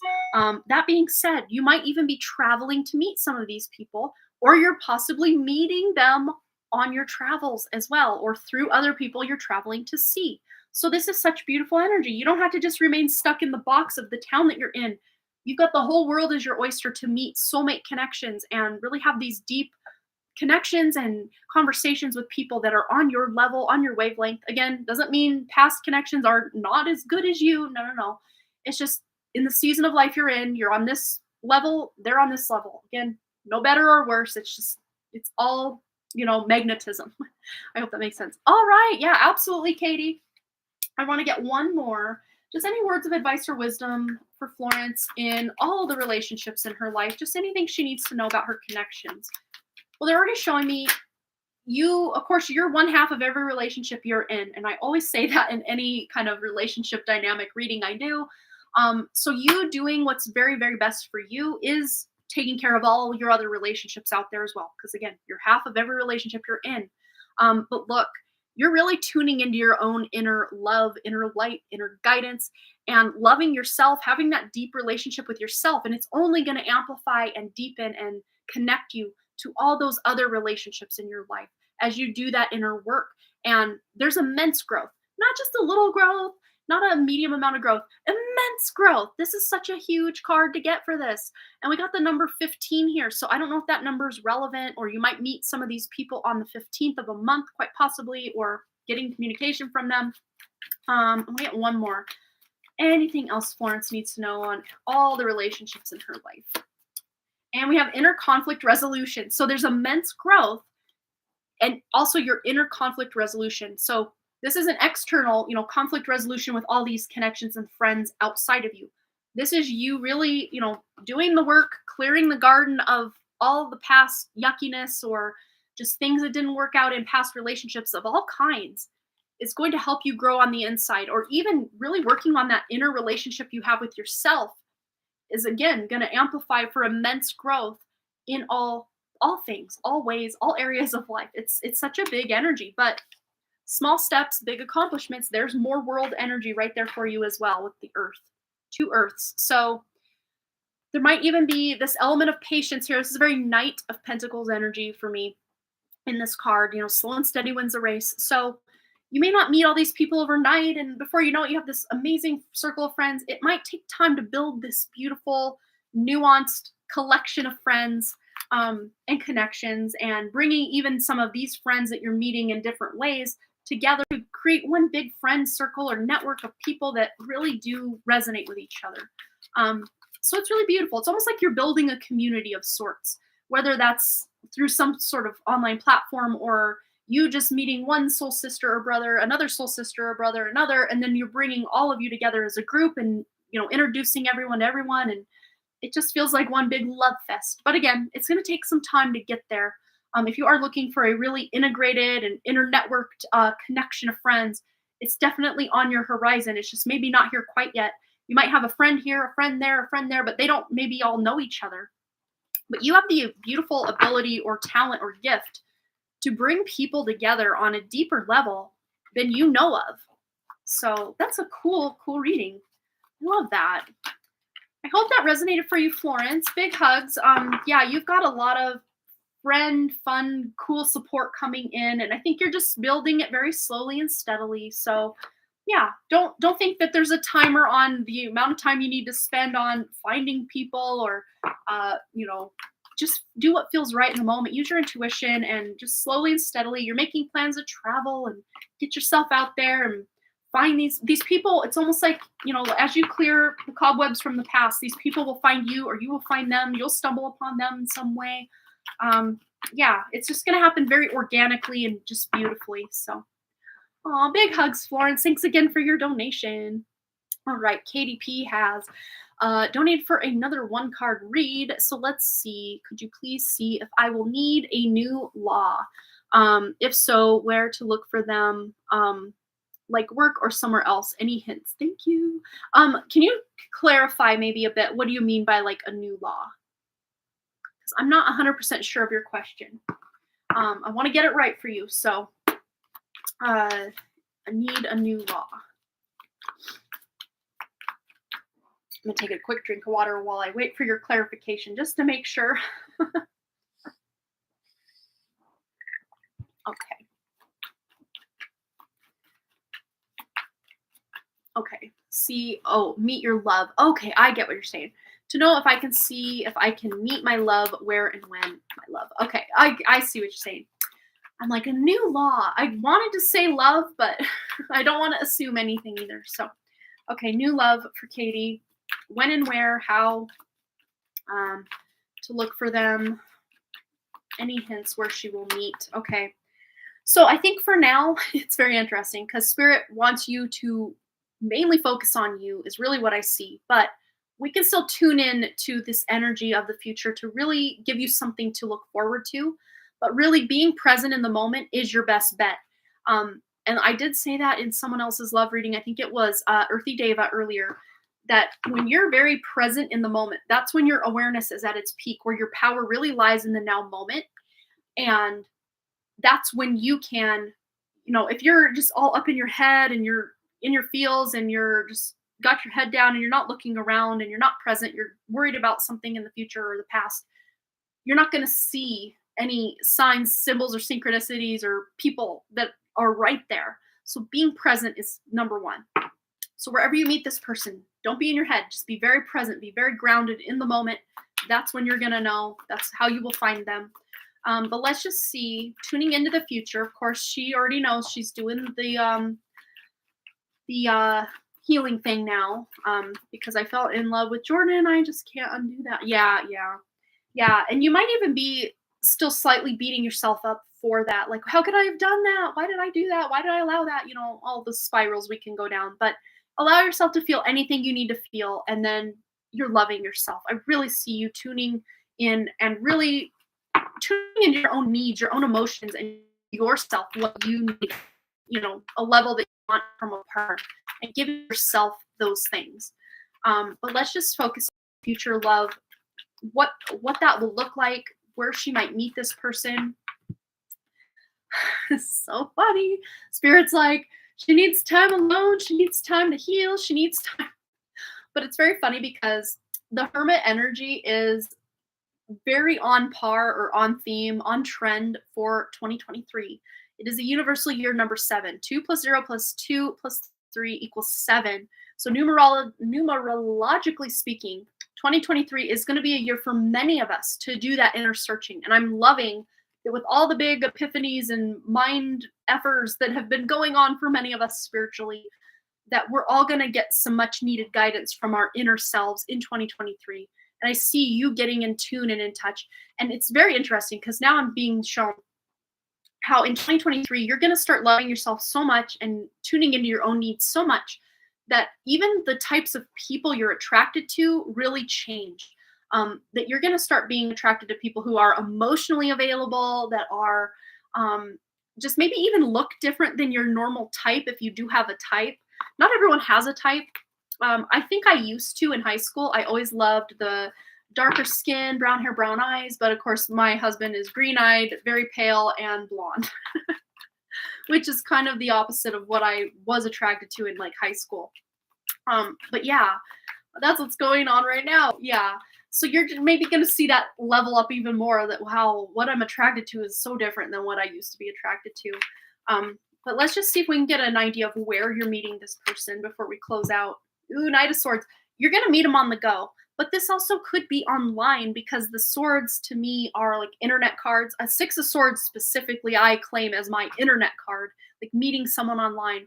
I wouldn't rule that out because this is a way of communicating, whether you're communicating online or social media, or you meet this person when you're out and about, because the Knights are movement. They're being out and about. So I wouldn't rule out maybe online dating or just meeting someone somehow online. But also when you're out and about, whether that's work or out shopping or, out on a, just like a fun extravaganza. I don't know what that looks like, what people go out and do. Could even be out in nature, quite possibly. Let's see if we can get a time frame. I know that's always almost asking for a can of worms to either not be opened or major confusion to come in. But I always say take the time frames I give with a major grain of sand, because time is like a stretchy rubber band. Actions we take or don't take can completely affect the timeline that we're even on, let alone playing out in. So let's see if we can tune into a time frame. Yeah, we got 7 of Pentacles here, which is a pretty clear time frame of just have a little bit of patience. I'm seeing at the very earliest it might be July, but again, be very aware, be very present, because this could happen anytime, right? If you're out and about, it could happen anytime. But I'd say, as far as healing, because this is a healing card, this is a nurturing card, this is a having a bit of patience card as well. So I would just say, have patience, really focus on you for a while, and keep your feelers out for any possible love interests that come along between now and then. But I really do see you giving yourself such a break that you really are mostly tuned into your own inner love, inner light, inner guidance, and you're just almost feeling very content about just dating yourself for a while, that you're like, "Ooh, I don't even want to open the can of worms of dating right now." It's almost like you're getting into this mode maybe in January or February of next year, that you're just like, "Yeah, I'm good to not date for a while. It just doesn't even sound very appealing to me right now." And it's almost like that's when we make that our decision, that's when love finds us. It's just so funny. Like, I'm focusing on me. I'm doing this for now, and then there's love, because that happened to me. My husband, we met in 2003. We've been dating since January 28th of 2004. We've been married since 2009. So we were dating like 5 years before we got married. But I was out, like, let's see, I left a relationship in June of 2003. Gosh, I can't even think. Yeah, June of 2003, I left a relationship, and I was like, I'm not dating anyone. I'm going to discover who I am, because I was super lost. Like, who am I even? I don't even know, because I was in a 2.5 year narcissistic abusive relationship that was just not a good time in my very, very, very late teens into early 20s at the time. And I'm just like, nah, I'm not here. I need to know who I am. And I tried on lots of hats and tried different things and just tried to discover who I was. And in the midst of it all, I'm going to college, and I meet my husband, and I knew right away, I'm like, I like this guy. Oh my gosh, I like him. But even knowing I liked him in November, it wasn't until the end of January that I'm finally admitted, like, okay, yeah, I like you. But even then, we were seeing each other until about March 25th, when I said, okay, now we're dating. Like, I was a weirdo. But I knew I needed that for me, because I didn't want this guy that I really liked to be a rebound either, because I had so much unhealed trauma and wounds, and I didn't even address them, because I didn't know about all that back then when I was only 21. I didn't know about all that. You got to clear the cobwebs from the past to be able to bring in the future. I didn't know all that. But now that I know, I'm just shocked how everything lined up. But it will. Love will find us. We don't have to put out a beacon of light or anything. It will find us when the time is right, no matter what. So just hold strong in the faith that love will find you when the time is right, and it will. It will, it will. It always does. Even when the time is not right, and then we look back and like, why did this happen? It always happens for some weird reason, right? All right, Katie, thank you so much for your donation. I hope that resonated or brought you some guidance or clarity. And my stomach, I don't know if you guys can hear, it has been a rumble in the last maybe 20 minutes or so. So I'm going to go eat a little something. And then, yeah, I've been live 3 hours, 41 minutes, and 48 seconds. I think that's a long enough live stream. And then I have another live stream tonight on Patreon. So I'm going to go eat and get rested up and hang out with my kids until that. And then after that, I'm going to go look for Santa. There's a Santa flyover in my town tonight. And then we're going to go eat and look at Christmas lights. So I better eat lunch so that I can later eat dinner, right? All right, guys, I love you. Thanks for being here. I know this was kind of a weird one, but that intro though, that first hour though, very worth checking out if you haven't. A lot of big truth bombs coming out in that, or at least partial truths. False stuff from the past is falling away so that we can reveal what is truly for us. So yes, I'm going to leave it there. Thanks again, you guys, for all your likes, comments, shares, subscribes, and all the things. And I hope to see you back here at Harmony Portal Tarot live on the next one. All right, you guys, bye.